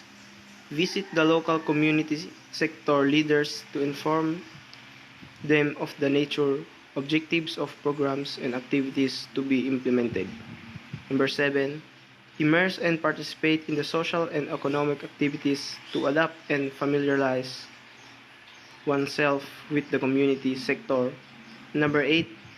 Take the lead in the actual mobilization of organized groups. Letter D. Community mobilization procedures. Ensure that organized groups to be mobilized must be trained, capacitated, based on their respective fields of interest. Number 2. Supervise the activities and participations of the organized groups in various PCAD programs and activities. Number 3. Conduct briefing and debriefing with the organized groups in all PCAD programs and activities. Number 4. Ensure regular monitoring and assessment of the organized groups in the community. And number 5. Recognize, acknowledge the effort and participation of the community and organized groups. Gender and development. It refers to the development, perspective, and process that is participatory and empowering, equitable, sustainable, free from violence, respectful of human rights, supportive of self-determination, and actualization of human potentials. Number 1. Deployment of female police during operation. Ensure that corresponding number of female police personnel shall be included in the team. Letter B. Ensure that the same roles are performed within the gender policies of equal work standard. And letter C, consider the health condition of pregnant police women.